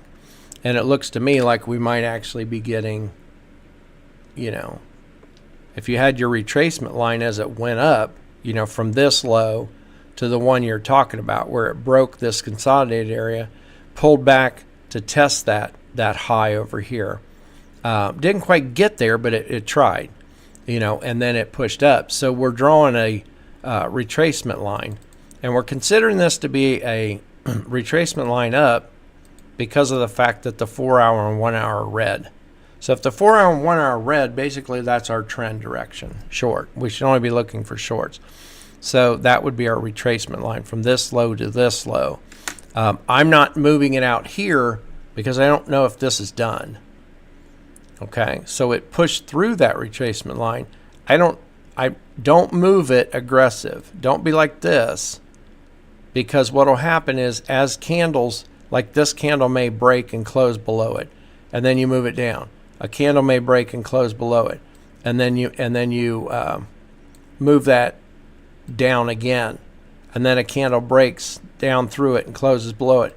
and you move it down again. Now look at what you've actually done. What you've actually done is missed, because the line was here, you would have actually missed the whole move down. Okay, so I know someone was doing that last year in one of the other Discords, and they kept moving it aggressive like that. Only once a low is created and a high is created, then you'd want to do it. So as of right now, that this retracement line is valid as it's drawn. When right now it's pulled down, okay, it's technically it's looks like it's making a high or low. If gold pushes up past this high, and only if it does. So if gold can push up and double top here, but if it pushes past this high, then that's when we want to take our retracement line and move it out here. Only when it pushes past. Because right now, we might see a signal and a move to go short on it.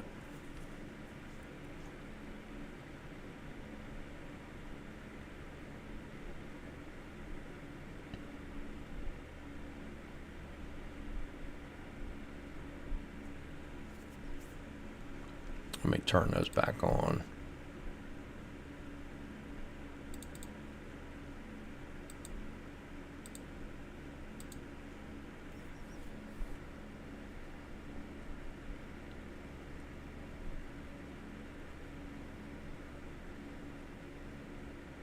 Yeah, that was a good question.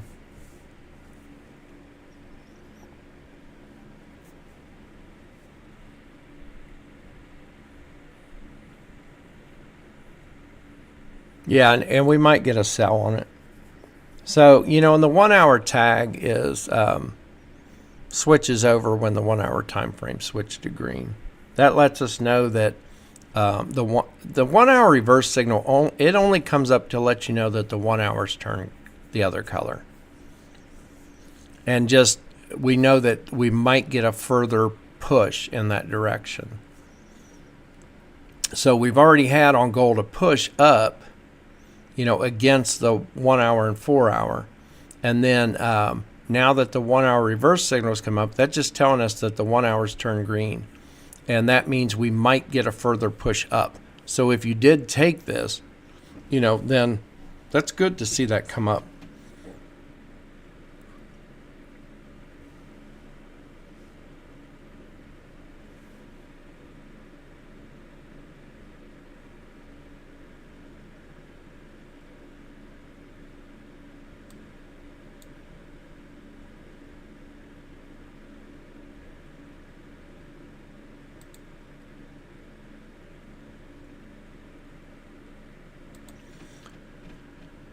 All right, so we're getting 1 hour, got a 1 hour reverse on euro.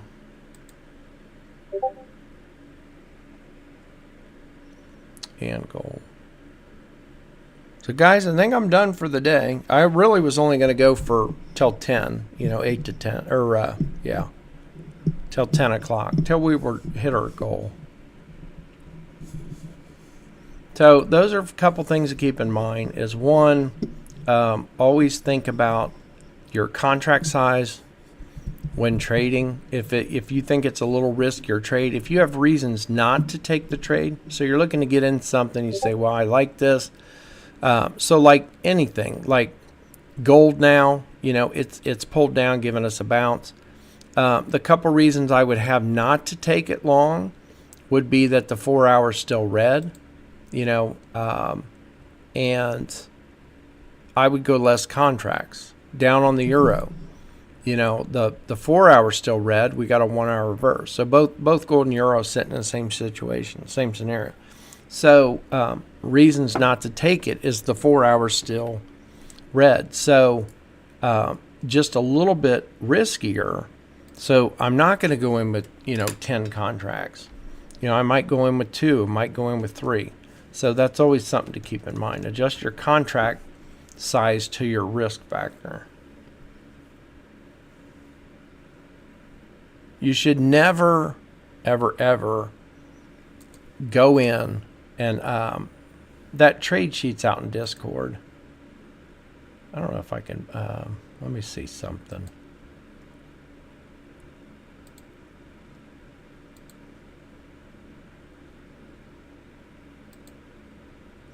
Let me see if I can find it real quick.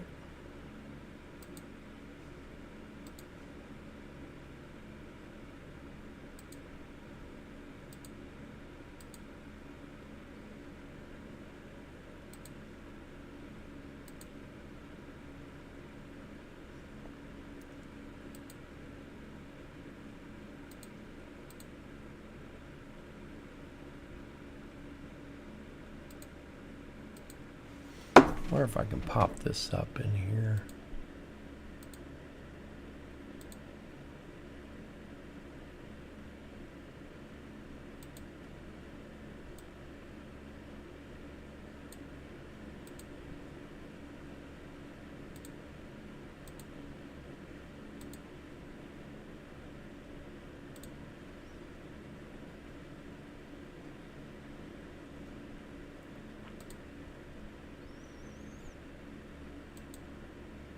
I'm gonna see if I can pop something on here real quick.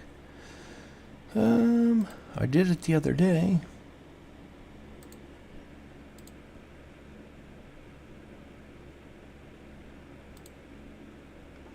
Yeah, I don't know how to get that over though. Let me see if I can move this.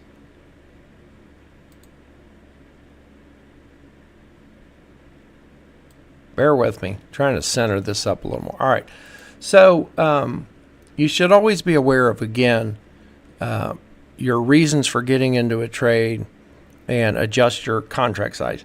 I don't know how many people, and I was the same way, guys. Don't get me wrong.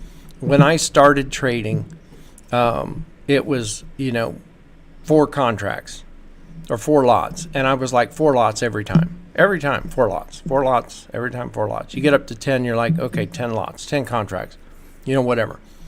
And you're saying to yourself, okay, when I trade, I'm doing 10 contracts, because that's what my account can handle. So you always, that should always fluctuate. So when I started trading $10,000, you put $10,000 in, you could trade with 10 lots. That's realistically.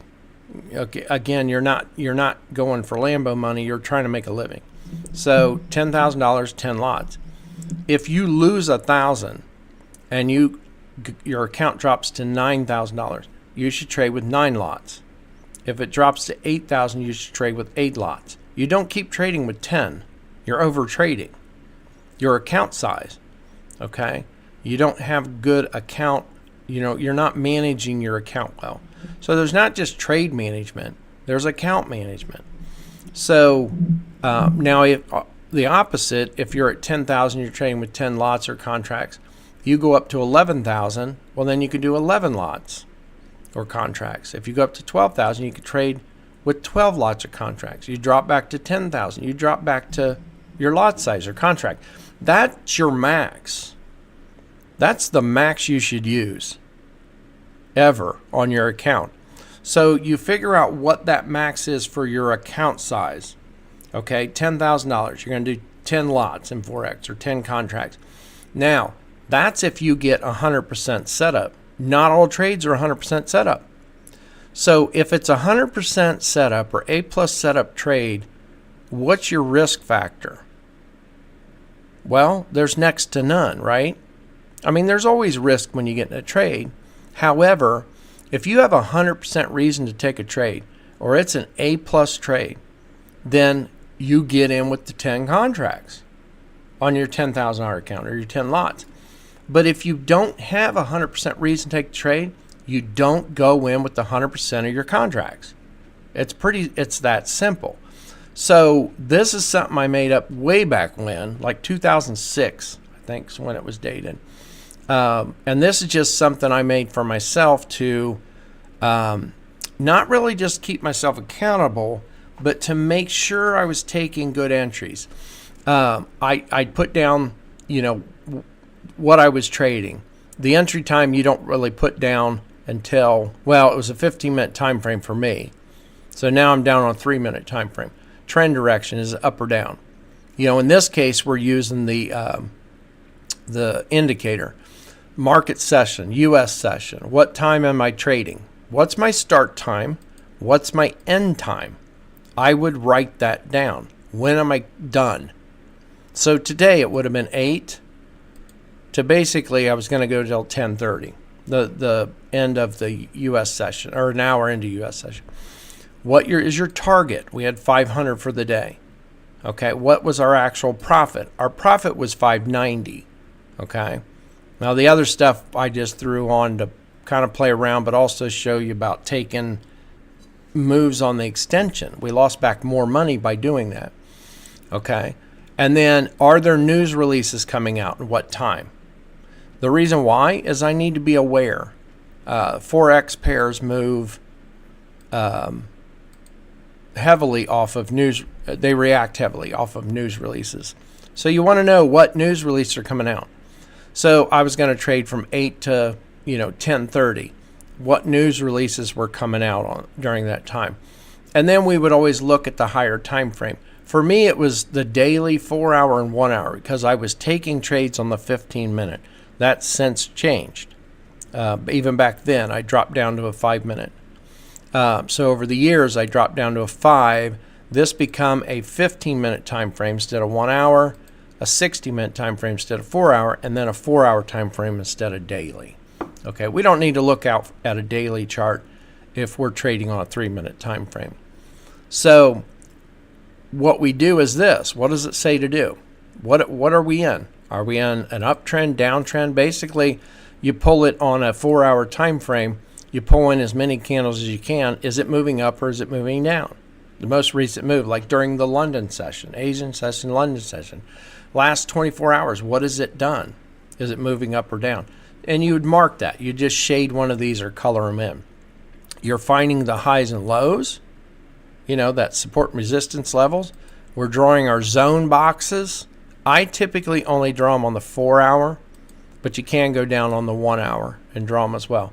And then we would always draw an outer up and down trend line. We want one trend line above us if we have highs that are getting lower over time and then lows getting higher. So we would mark that as well. Here's where it comes into my entry setup. And you'll notice if I'm trading with the trend or a break of a trend line.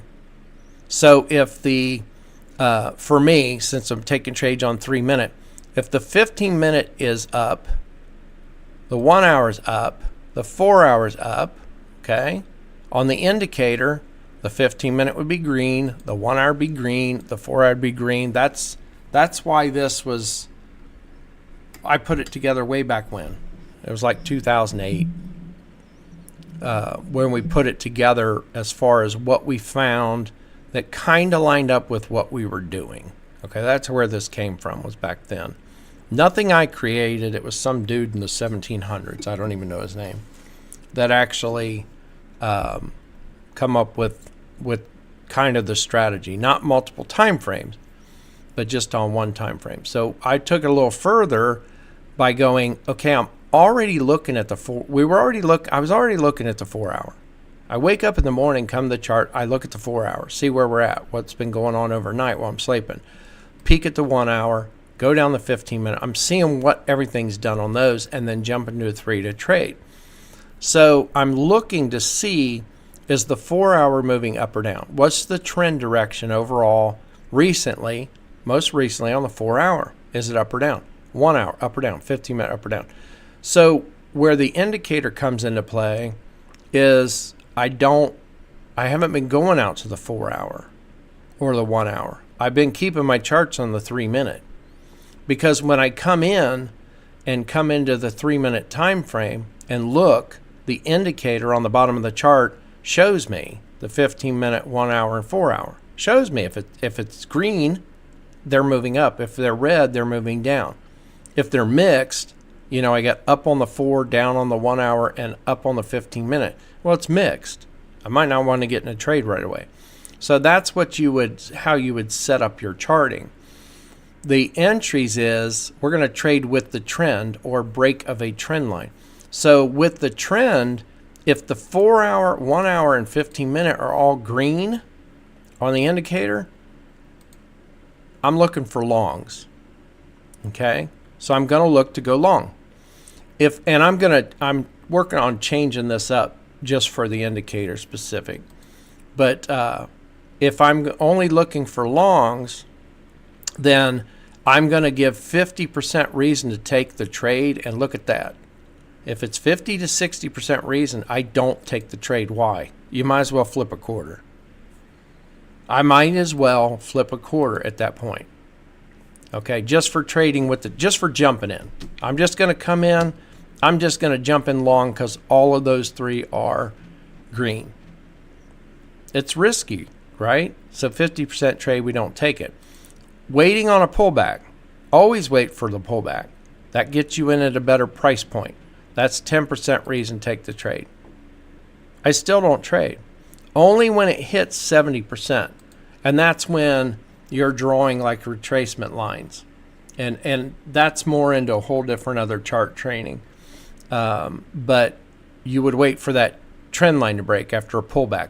So when something pulls back, that's where, let me see.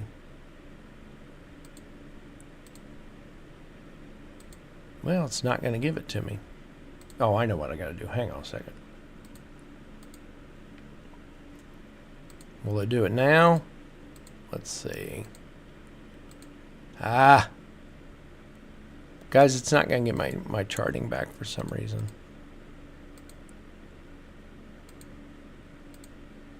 All right, so we'll skip that.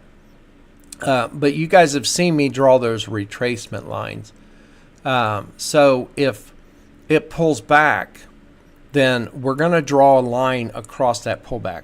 So let's say something is pushing up. Let's say the 4 hour, 1 hour, and 15 minute on gold are all up. They're all green. We're going to look for a long. So it's going up. So we don't take the trade yet. We wait for it to pull back. We wait for it to turn and pull down. Okay? We're talking about gold, going long potentially on gold. So gold pulls back down. What do?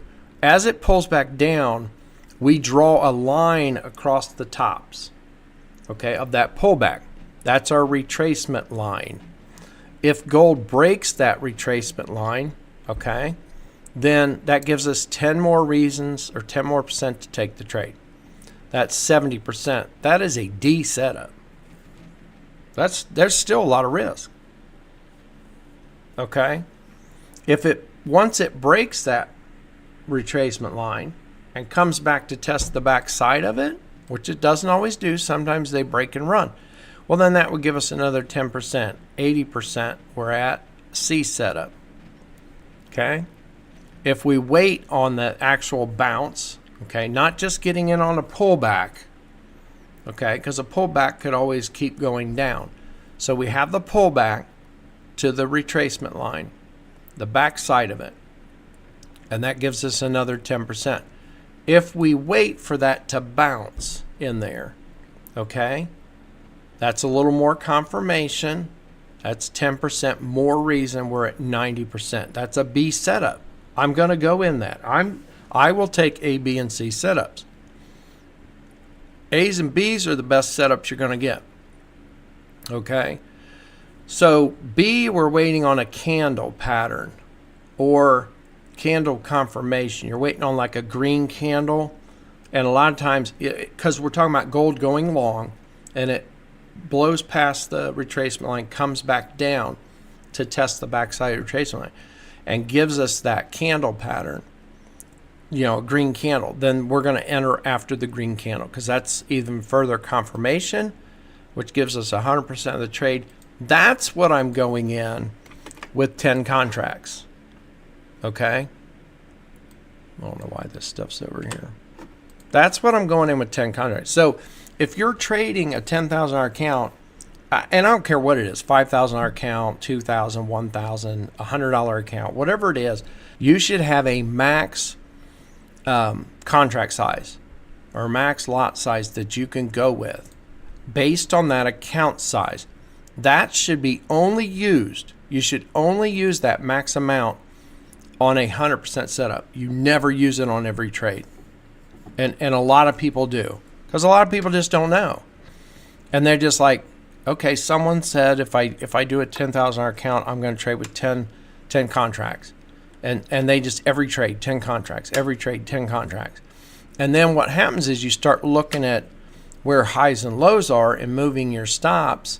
And then you're going, well, wait a minute. That last trade, I only risked 200. This trade, I'm risking 600. Because you're doing the same thing. You're putting on 10 contracts. So you have to decide how you back that up. What do you want to go one contract under? I normally suggest two, like this. This is what we typically won't take D's anyways. So here's how I typically do the ABC setup and recommend it. And guys, I'm putting 10 there based on if that's your max contract size. You have to decide that. You have to figure that up on your own based on your account size. But if it's 10, I suggest either going 8 and 6, or you're going 6 and 4. Something like that. Or 6 and 2. Something like that. But you have to decide on those numbers. But if we get an A setup or an A plus setup, 100% setup, go in with the max contract size on your account. But if you got only 90% reason to take the trade, a B setup, we're going to back off the contract size. We don't have as much reasons to get into this trade as we did the last one that was an A plus setup. If we have a C setup here, we're going to go in with 2 contracts or 4 based on whatever you deem off your contract size. And we're going to go in with only 2 because this is what we set up for ourselves. If this is what I set up, 10, 6, and 2, if I have a C setup, an 80% reason to take trade, I have less reason to take the trade as I do down here, the 100% setup. So there's more risk. I have more risk at getting in on this 80% entry, so I back the contract size up. Don't tighten your stop. Don't say, well, I'm still going to put, this is what people do all the time, I'm still going to put on 10 and I'm just going to do a super tight stop. You guys saw me today at the beginning of the day when I took trades. It was 5 on one, 3 on another, 2 on another. It's never the same contract size. Okay. It uses, the indicator uses something other than EMAs. It's not based on EMA. So anyways, that's how you should be thinking of your trade. And then of course on here was just your targets. I used to use Fibonacci levels a lot. So I would always pull my fib tool on a swing. You'd have a swing up and down.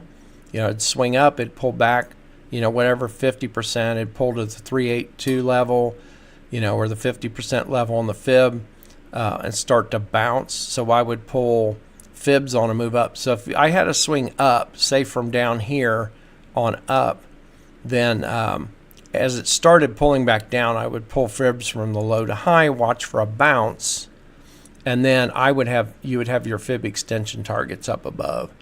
And that's what I used to use a lot. So you should always have in mind where your targets are, and you can jot them down or whatever. I like to do this. This is how I tracked it. So this trade was back from, what is this, last year?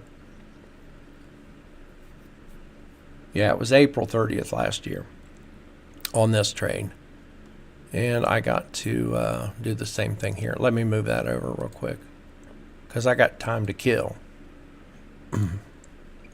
So, yeah, here's one filled out. NASDAQ, I was on the 5-minute. This was last year. I deemed it to be a downtrend.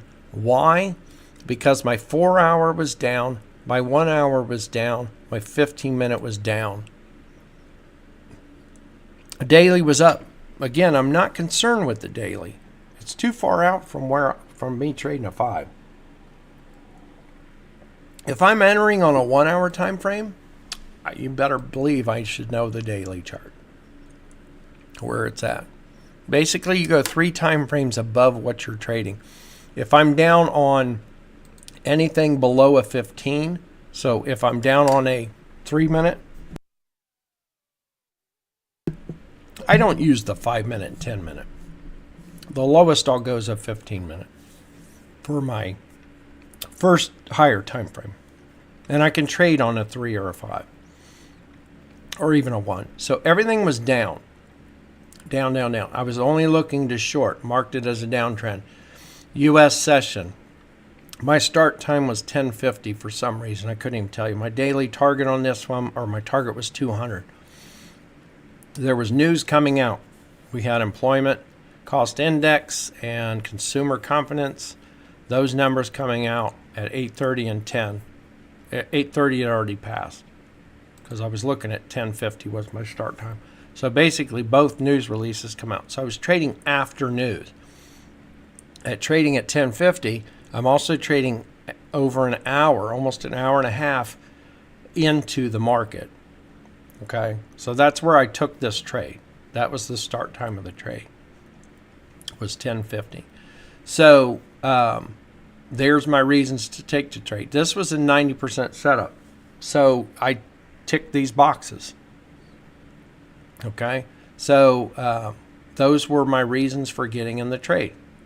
Okay, so I had 90% reason to get into the trade. So I went in long. That was the price I went in at. And then 10 contracts. Okay, now what I did down here, I had a point value. So I entered off point values off this. Now, since we've created that, I think most of you know about the, I don't know what we're calling it, just a trade management tool, trade target tool. I think is what I called it. I don't know. So in TradingView, they have that little trade tool where you can mark a short position or long position. It's nice, but it doesn't have multiple targets. I guess it's cute. It doesn't have multiple targets. So I had one back a long time ago on MetaTrader 4 that had multiple levels. And basically, I was using fib levels. But this was a tool that would draw them on the chart in little like colored boxes. Kind of like the little trade tool long and short in TradingView. However, it had multiple levels. So I thought of this at one point because they have the Fibonacci tool on TradingView. And the Fibonacci tool has multiple boxes, multiple levels. So what I did is recolored that and changed the levels. Now, when we get into a trade, and I haven't used it at all this week, but when you get into a trade, you can draw that on the chart. You could draw it, you start from your stop, where your stop is, and you drag it up to your entry price, and then it draws targets. So target 2 is actually 1-to-1 risk level. Target 3 is a 2-to-1 risk level. Because from 0, which is where your stop is, to level 1's your entry price. So level 2 becomes 1-to-1, level 3 becomes 2-to-1. So you could use that as well. And then you could mark in here those prices because that tool shows you the price right in the center of the tool. And then basically what you do is when this target's hit, I check the box. I check the box that was hit. So these are all unchecked.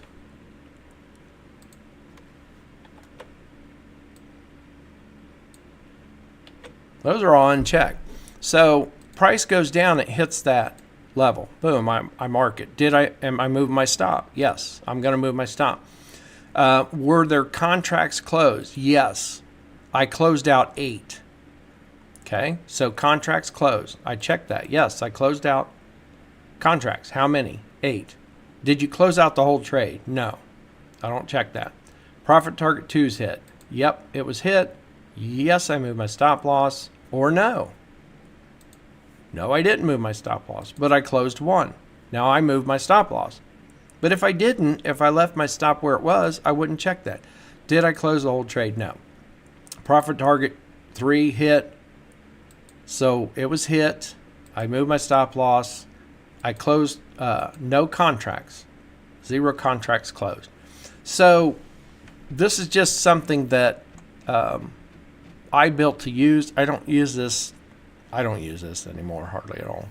I mean, I use it more to show people your sizes and all that. And then you would want to take your images.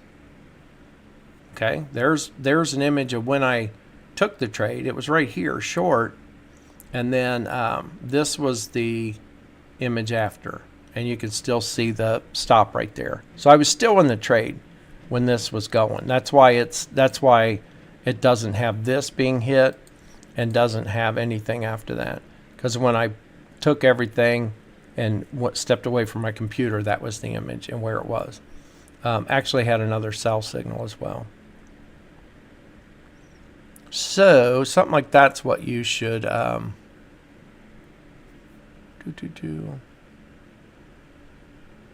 use on there.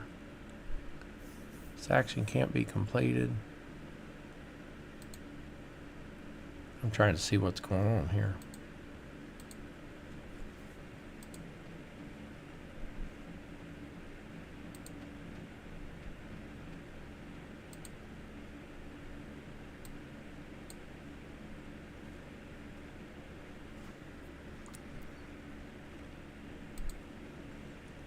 Yeah, bear with me, guys.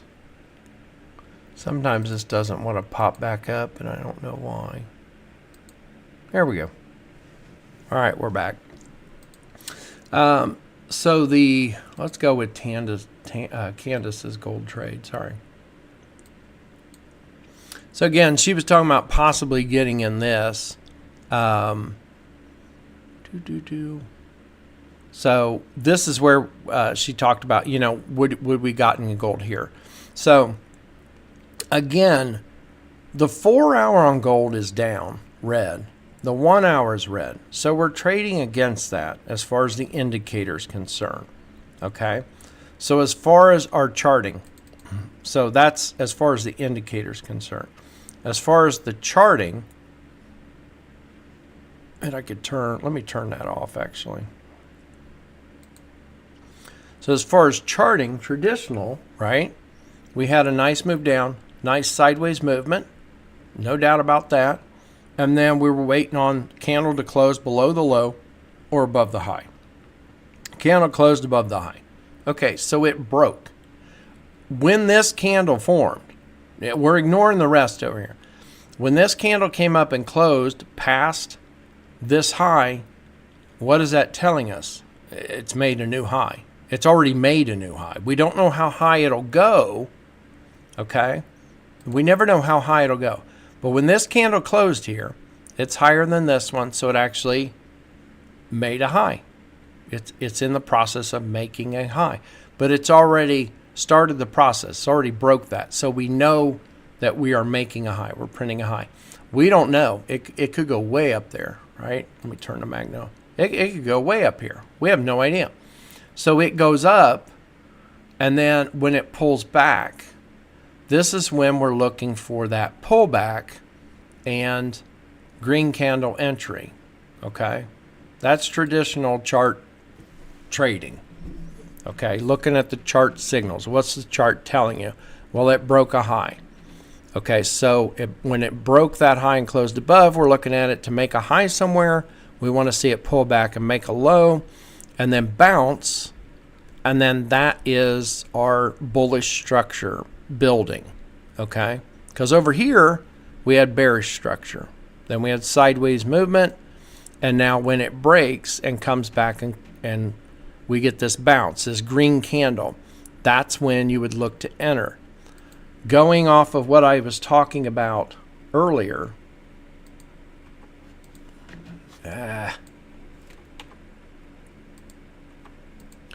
is you can't really draw the pullback here. So we had a pullback down here. I'm going to pop to a 1 minute, and you'll be able to see it a little better.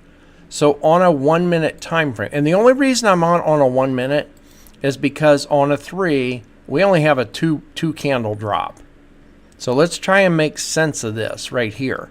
So if you get a big, and don't be afraid to do this, but We had two big candles push, saw a little sideways, some little doji candles, hammer candles, sorry.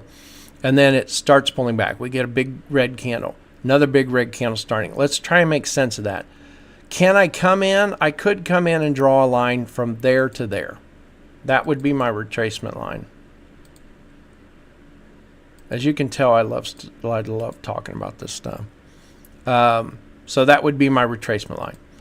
So, but it pulled deep down here. So you either draw it on a 3 and you wait for that break, and you're getting in on that candle waiting for a pullback or test, which we don't actually yet, or you can draw it down to a 1 minute. It's up to you. If you draw it to a 1 minute, what do we actually see? So again, on a 3 minute, we see a green candle break. And then we're waiting on it to pull back and test this area in here. Never does. We don't see that on a 3 minute. If we would have dropped on a 1, what do we see? Green candle, 1 minute candle went up, and then it did pull back to test the retracement line. So again, some of that's going to depend on what time frame you're on, okay?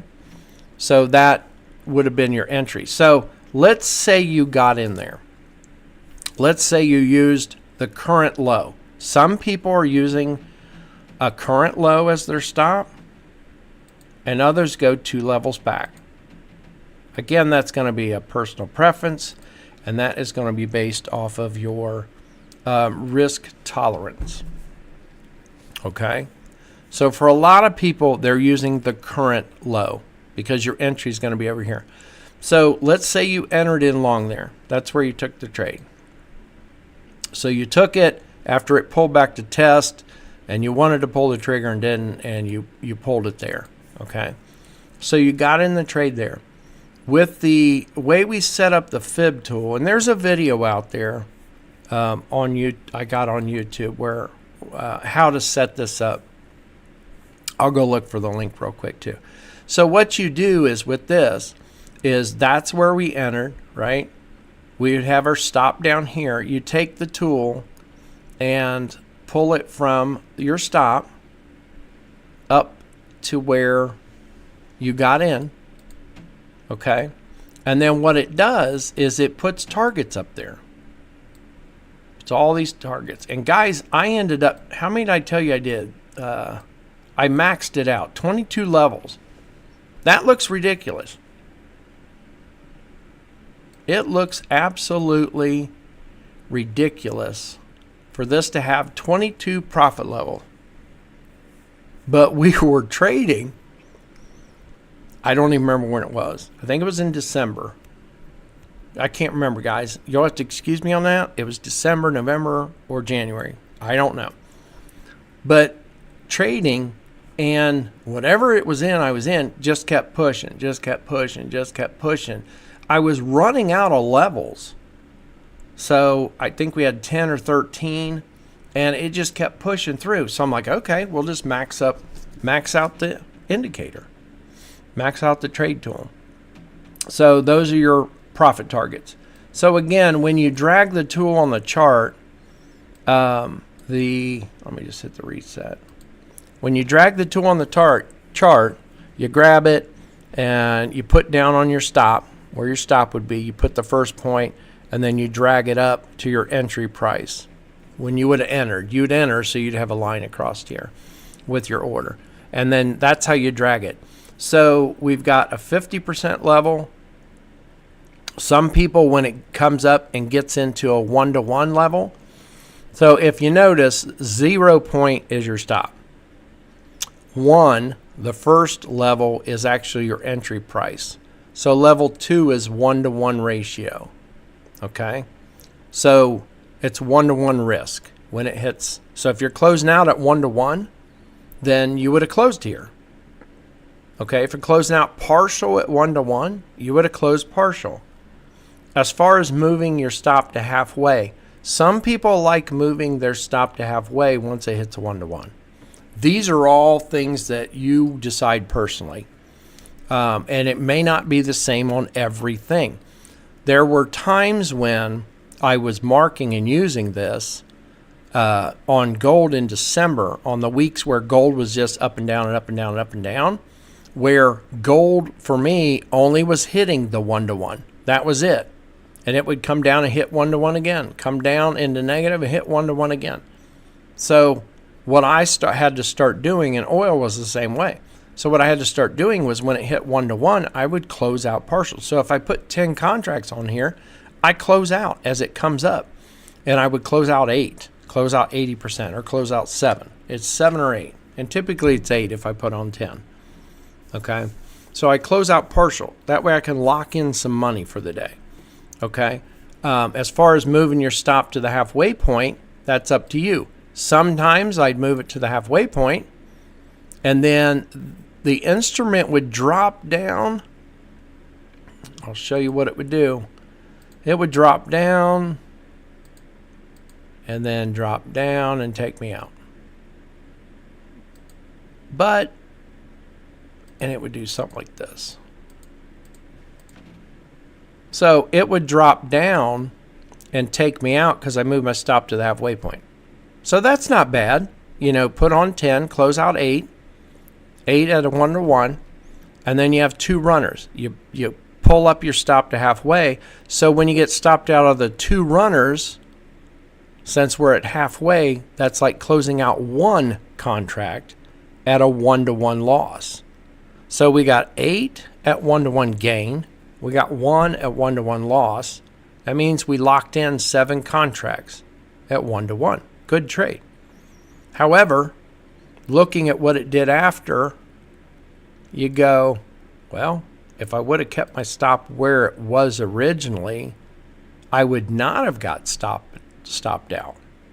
Now I risk losing by leaving my stop here.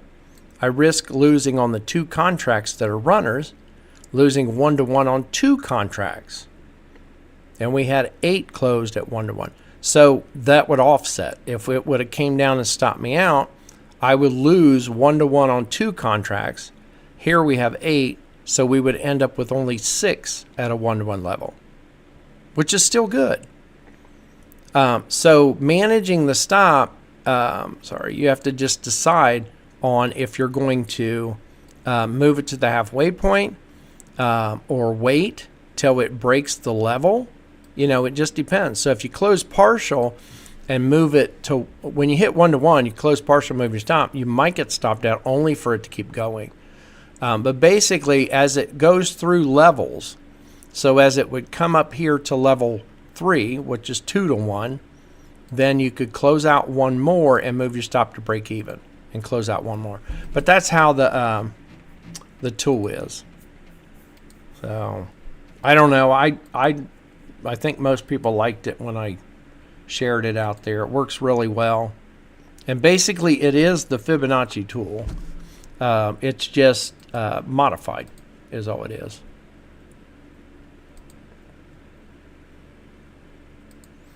Let me go in and see something real quick here, because I think I know where that is.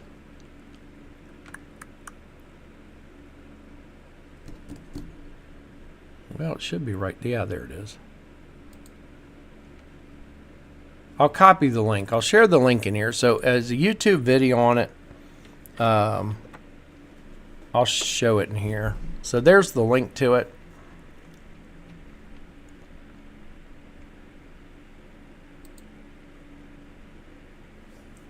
Oh, I wonder why we're still not getting those. I know why we're not getting those. I closed that video out.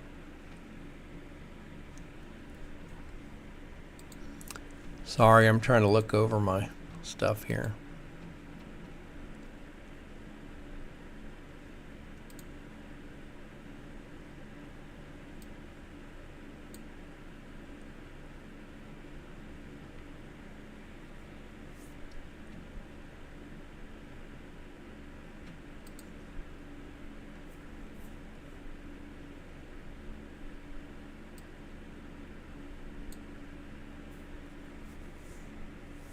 Guys, let me know. Someone let me know in here if we're still going. We should be. All right. So there's the link to it. You can go out and watch the video, but that's on the setup of that. Oh, profit target tool. That's all I'm calling it. So I don't know. Couldn't come up with a better name than that, but that's all it is. It's the Fibonacci tool in TradingView, and then basically all the settings are modified. So I've maxed mine out.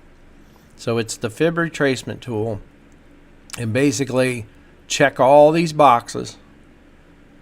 You're going to go down and check them all, and that gives you all the targets. You don't have to have them all on there. I mean, you can I can uncheck these, but I recommend, putting them all in, and then you can change it all, later. You can always uncheck these lower levels if I don't want them all to show on the chart. I really have no reason not to, but you can always uncheck those, only have it go to like level 12, and then if the instrument keeps going, you can come in and check these back. But basically that's how you set it up. Pretty easy. Take the fib retracement tool, come in here to style. The trend line, I've got this red color. Actually, no, we're not using that. Extend the lines to the right. That's up to you. It goes all the way off the chart, so as things keep moving, it's there. But basically, I checked all the boxes and then just start, and it has to go left to right. There's an order to it. So you have to go 0, 0.5, and then just 1, 2, 3, 4, 5, all the way down to 22. Just back and forth. 1 and 2, 3 and 4, and that's going to put your levels in. And then as far as colors, 0, the half level, and the first level, you want red, because that's your stop to your entry price. And then the rest just color green. It's pretty simple to color it up, get it done.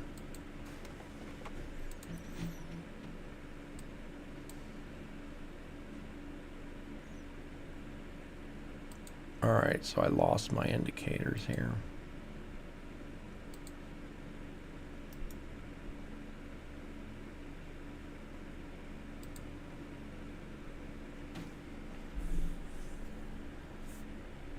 Probably because I'm moving too much around. And we're looking at naked charts.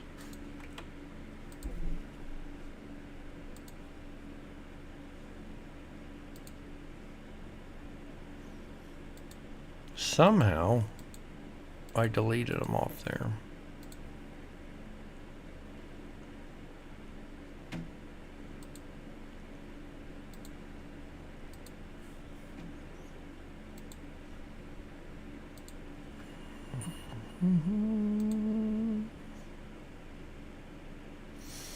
Actually, we'll leave that on and come back. All right, and we'll apply to all. There we go.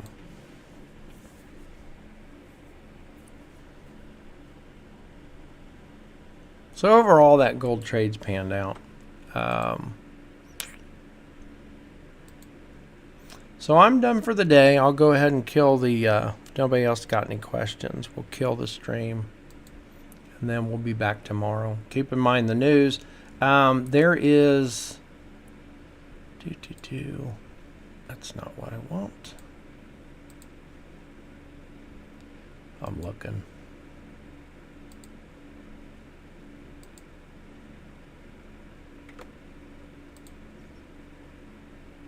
So we do have news on the yen tomorrow at 6:30. That would be your evening news to pay attention to. And that's it on, we have nothing new on the Aussie. The Australian dollar is normally the one I trade in the evening. That's been my go-to for a while.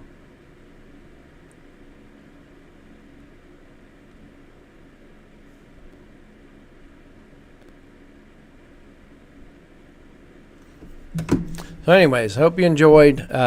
Again, going in, now I won't do that again. So going into it, we have that target for the day. That's what we're going to do. And then we can always talk about something else. The only thing is I know that you guys are still trading. So we'll just have to figure that out, how much I want to cover that. But when we trade and hit our target, if we made that target for the day on our closing partials, which I did, remember I hit the 90 closing partials, we want to just let our trades fall off, but where our stops are. And then if things keep trending, then we would actually just move our stop. So you just keep closing out partials as it moves. And then, if you put on 10, you close out 7, let's say, you move your stop halfway. And then it gives another push, gives another move. And then you would close out one more. And then it pulls back and gives another push past that next high or low. Then you'd close out one more. Well, now you got one contract. So you're constantly just moving your stop, watching highs and lows at that point. So those runners, you let them go as long as you can and just move your stop. And then whatever you get on those, that if you want to track them separate, keep track of your runners as a bonus for the month, like a monthly bonus. So I like tracking them that way. So my closing partials, that's so I can get that 500 a day, or 1,000 a day, or 200 a day, or 100 a day, whatever your goal is. So you put on 3 contracts. Let's say you only put on 2 contracts. It goes up and you close out one for $50. Your goal may be 100 for the day, and you move your stop to a halfway point, and then it pushes more. You move your stop to break even. Now you're in zero risk. You locked in $50. You're doing one more trade like that. So you end up having 2 trades at $50. That's your 100 for the day. Okay, that's $2,000 a month. So it's up to you guys to decide. And there should be a video out there on the YouTube about, I think it was it the 0 to 90? I think it was 0 to 90,000 in a year. And it's doing it just like that. It's like you don't go 0 to 90,000 in a year. You don't start off, putting on 10, 20 contracts. You're starting off a little modest. You're shooting for 200 a day. You're not shooting for 500 or 1,000 a day. You don't need to get to that 90,000. What you're doing is you're taking and I can go over that, but there is a video over there. You're the first 3 months of the year. So let's say you started in January. You're only looking for 200 a day. That's it. First 3 months, you want to get consistent, locking in 200 a day. That's it. And live with that. You say to yourself every morning, I'm going after $200 today and I'm quitting for the day. If my runners keep running, I'll leave them on. If my runner keeps running, I'll move my stop and manage it. That's my bonus at the end of the month. But my main goal is to lock in 200 a day. That's for the first 3 months, okay, with X contract size. After that, then you're just looking for an extra trade, or you're doubling your contract size for the next 3 months. That's your focus. What you set up and decide, that's it. Now we're looking for 400 a day. If you're consistent 3 months getting 200 a day, could you not become consistent the next 3 months getting 400 a day? What do you have to do? You do the same thing you've done for the last 3 months. You just double your contract size. That's it. So 3 months. Look for, and guys, you can start off different. 3 months, you could look for $100 a month or a day. So for 3 months, you do $100 a day. Then for the next 3 months, what do? Double your contract size. Do the exact same thing you've done for the last 3 months. You double your contract size. Now you're making 200 a day for the next 3 months. Now you double that again. In the next 3 months, you're making 400 a month. And you double it again. The last 3 months of the year, you're making $800 a day. Sorry, a day. 400 a day to 800 a day. That's how you grow an account from like 0 to 90K in a year. I think in my example I show it's going for 200. For the first 3 months, 200. The next 3 months, you go for 400, and you just double each 3 months. So that gives you 3 months to become consistent. Let me see if it's here.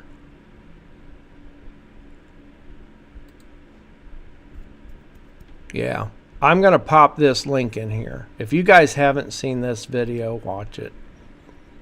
I think you'll really enjoy it. Because this is exactly what I did.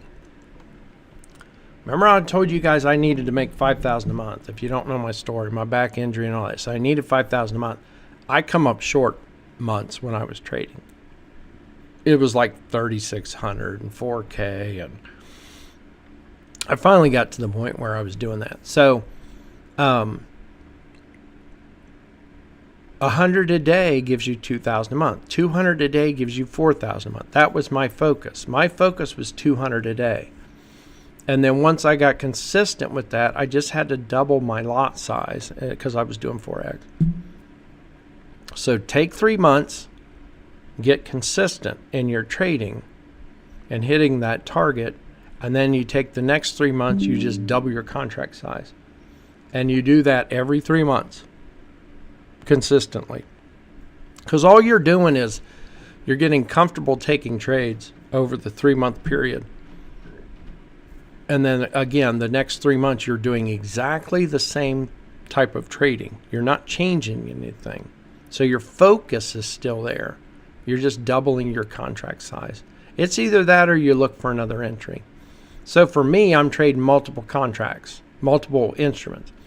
And, but it's still that like 500 a day. So 500 a day is 10K for the month. So we're not looking for a lot, guys. So hope you enjoyed. I'll be back in them. We'll do a live tomorrow since we got some news coming out. And if you got any questions, just ask them in the Discord. But watch that video if you haven't already seen it. Links in the chat, because that is the one that goes over that 0 to 90K. Sorry it doesn't say 100K, but that's how the math worked out. I guess 0 to 100K in a year would have been a better label for it, but the math works out to 90K, guys, doing that. So I think 90K is almost as good as 100K. I mean, not quite, right? So, but watch that one, because I think you guys will really like that. All right, you're welcome, guys, and I'll see you in here tomorrow.